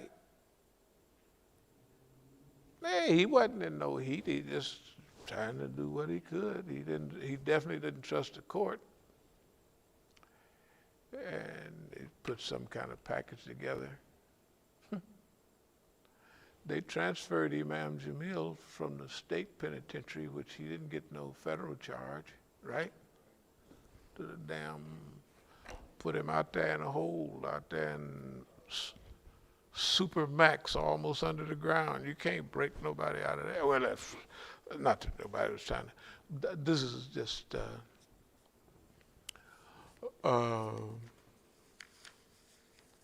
so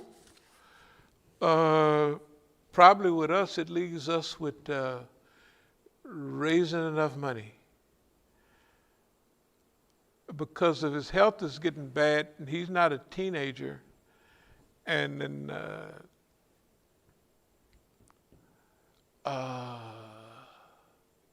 personally, I think the biggest crime in the world is to leave a brother behind. I think I think all them people are gigantic criminals. Big time criminals. I mean, like they are really, of course we want to get along with everybody, but care and how people react. I tell you what Imam Jamil told me, and I'll close on this subject. He told me, I came down there, he said, I want to thank you for everything you did, you've been doing. I said, no, everything's from Allah. He said, I didn't thank Allah. I'm thanking you. You say, you didn't come down here one time asking me what you need, how you. I said, well, I wouldn't have to. Hell, I've been to penitentiary 500 times. So I don't have to ask you. If you're in jail, you got a court, right? You got a court date, you got this. I don't have to ask you what you need, because I've been through it 1,000 times. Not 1,000, but on a big level, many times. I've been through it. We both been in exile. We both, all of that. I said, I didn't have to. The reason I never asked you nothing, because I don't know, I don't have to. You know, we was just talking like brother. I said, hell, I didn't have to ask you what you need, or I could see what you need, right? But we should make big dua for Imam Jamil, really, really, really on a regular basis, because they got this clown, not the clown, he's not a clown. They just got the man going on the old buggy going across the bridge. You know what I mean? It's okay, no problem, no problem. But those people come up together. They come up together. This is a symbol of liberty. Well, why the hell he's sitting there and he could pull some strings. He could pull some strings and he never did. Why? Because the guy had a different opinion than him. They both wanted everybody to be free. You see what I mean? They wanted everybody to be free, right? But what happened? Since they wanted everybody to be free, right, they didn't do nothing. And he knew they did to Dr. King, they did to all of them people, right? He knew what they did to Imam Jamil, and he never even opened his mouth. The coon never opened his mouth. I'm not they said, don't say nothing bad about a man that's dead. Moms Mabley said he's dead, good. Don't say that, but I wouldn't say that.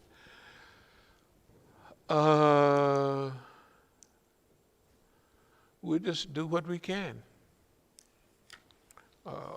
All we know is when this stuff happened, we got on the road right away, raising money for Imam Jamil, and the people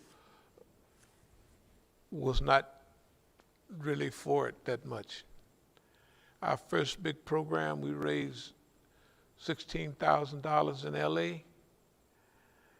We rented a hall and everything. This is our crew in LA. And a lot of good people came. It was good. But they said, well, we owe the people for the place and everything $4,000 or something. And I said, well, y'all got $4,000 cash right there? Yeah, we got. I said, well, give it to them. They said, no, we'll wait. So then, what did they do? They waited, and when I counted it, I didn't see no $4,000 cash. Those were our people. When we raised $100,000 down there in L.A., Irvine, they had all the big shots there. Hamza Youssef, man, Ahmed Sakr, everybody, all the big shots. It was nice. But they didn't want to turn the money over to me. So I said, what's up? Well, somebody said that you did such and such. You know? Okay. I said, call Imam Jamil's wife. They called. She said, oh, fine. Muzamel Siddiqui and them, those fat cats. I said, Imam Jamil, help us out a little bit. He wrote a check, and then boom. I said, no, this is for Imam Jamil. He said, just do what you want with it. The next thing, I came back to him, I said, you the big shot, this and all that, just fix it so I can go. Like our letter, I don't know if I showed you the letter that I had from Iqbal B. Yunus years before. Now I'm going to do the same thing with Imam Jamil. Except I'm going to rake it in because the masajid are super masajid now. You know, and I can go and I can raise big money. And they have some guy, Safar Sadiq, Imam, Negro Imam in LA, used to be with the chief. Muzamel and them said, we sent him down to Atlanta and they said that they didn't know you. I said, what? That's what, so it was a concerted effort. With the money we raised several $1,000s and took it down there personally. And we didn't use whatever money we raised, like, it was some of our people, every time we was hooked up. I remember one of our brothers that got us a ticket to go to Sudan.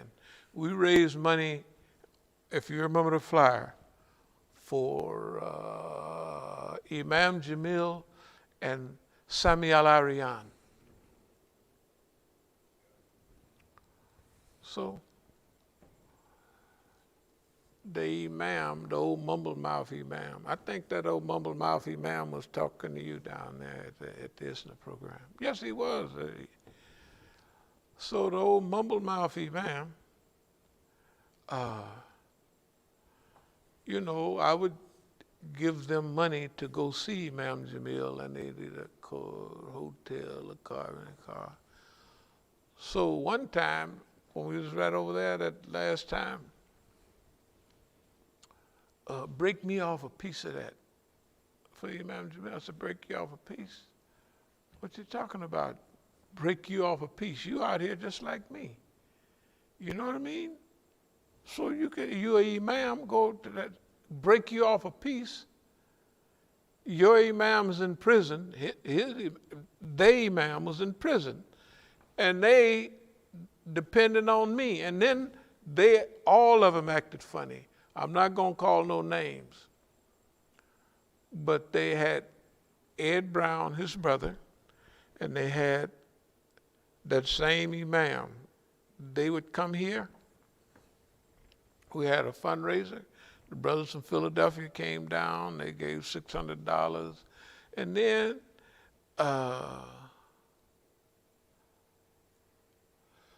when I went down and I was going down and turned over the money to Imam Jamil's wife. And then the Negro here, bookstore owner type guy. What about the other part? I said I had a fundraiser for Imam Jamil and Sami Al-Arian. The Arab brothers that came, I'm sure, they gave for, so it was all, everybody rolling their eyes and they ain't doing nothing. I'm telling you, I was down there in Texas at, remember I was telling you that several years ago, I went to this big masjid in the Dallas area. And so I came, I said, hey, y'all, I want to raise a little funds for Imam Jamil. Oh, you have to come back, week from Tuesday, you have to come back, da-da-da-da. So that night, at Maghrib time, I was out there passing out the flyers. You know what I mean, flyers. And then a brother walked in, Imam Musa, da-da-da-da. He was a student. He visited us at our masjid when he was coming out to California in '82. He was going to check out Berkeley, you know what I mean? He was a student up in Iowa. Yes, that's right, in Ames, Iowa. And I knew him pretty well. He said, okay, Imam Musa, I'm going to holler at you. I'm going to go in, and then I'm going to I come back out. He was late for Maghrib prayer, because remember, I'm out there past, Maghrib is over. He's coming late. Then, before he goes to make prayer, he pulls out, he stick his key. I said, by the way, you're not the chief around here, are you? You're not the, he said, yeah. I said, good, go on in. I said, man, the issue I want to make now. He said, fine. I raised $3,000 or $4,000, something, just at prayer time. That night, Imam Luke Mann's son up in Detroit, right. I was raising, I don't want to get them mixed up. At one time, I'm raising funds for Imam Jamil. At one time, I'm raising funds for Imam Luqman. Let me backtrack. When I raised funds for Imam Luqman, that was another time. And when I came back to the hotel, Imam Luqman's son is calling me, talking about don't raise no funds for my daddy and stuff. And I had just told him on the phone. And remember, his wife from Tanzania was calling here. They said, my husband don't have a gravestone. And then you was at the funeral for Imam Luqman. You see how they do our brothers? It's 3,000, was it 3,000 people there? And suppose the imam would have said, now we want y'all to donate for the community and put up 2 boxes. How much money would they have raised? 30,000, 40,000, 50,000, 1,000. Doesn't make They didn't do it. They don't even think like that. Them niggas don't think. Hey, man, don't get me to start me to talking about the Negro imams, because we love them. Of course, you know we love them. But look what they do, man. They leave you high and dry. For me, it's all right. I know how niggas are. But they gave bayah to Imam Jamil. And they stuck their hands in their pocket when he went to jail. They had to come here from Philadelphia just to a few $100s. The whole crew in Philadelphia. His whole crew in Philadelphia. They came here. And then they sneak around, what are you, man, them people would have you almost wanting to do something to them. But in the long run, we're going to do some other fundraising. We want to get him out before he passes away or he's overcome by blindness and debility. You know, they can torture you in the prisons without ever putting their hands on you. They can put you in the same color cell. It's just white. You lose depth perception. You know, if you don't have these different colors around, your neck will shrink up. You know what I mean? Because you don't have, here, white, green, different colors. Suppose you're in a room that have only one color over a period of time. They do studies on that. Your neck will shrink all up. You know what I mean? They torture people all the time with this crap. And, you know, we didn't do nothing to them. We just put them in a regular old cell. Anyway, and they don't let you out. They don't let you get exercise. They don't let you do such and such and such. You're on 24 hours. Why they keep him on 24-hour lockdown? They let him out to the penitentiary, go somewhere for a minute. Why they do that? He don't have no, he got life without possibility of parole, but he didn't do nothing to be on lockdown, right? Anyway,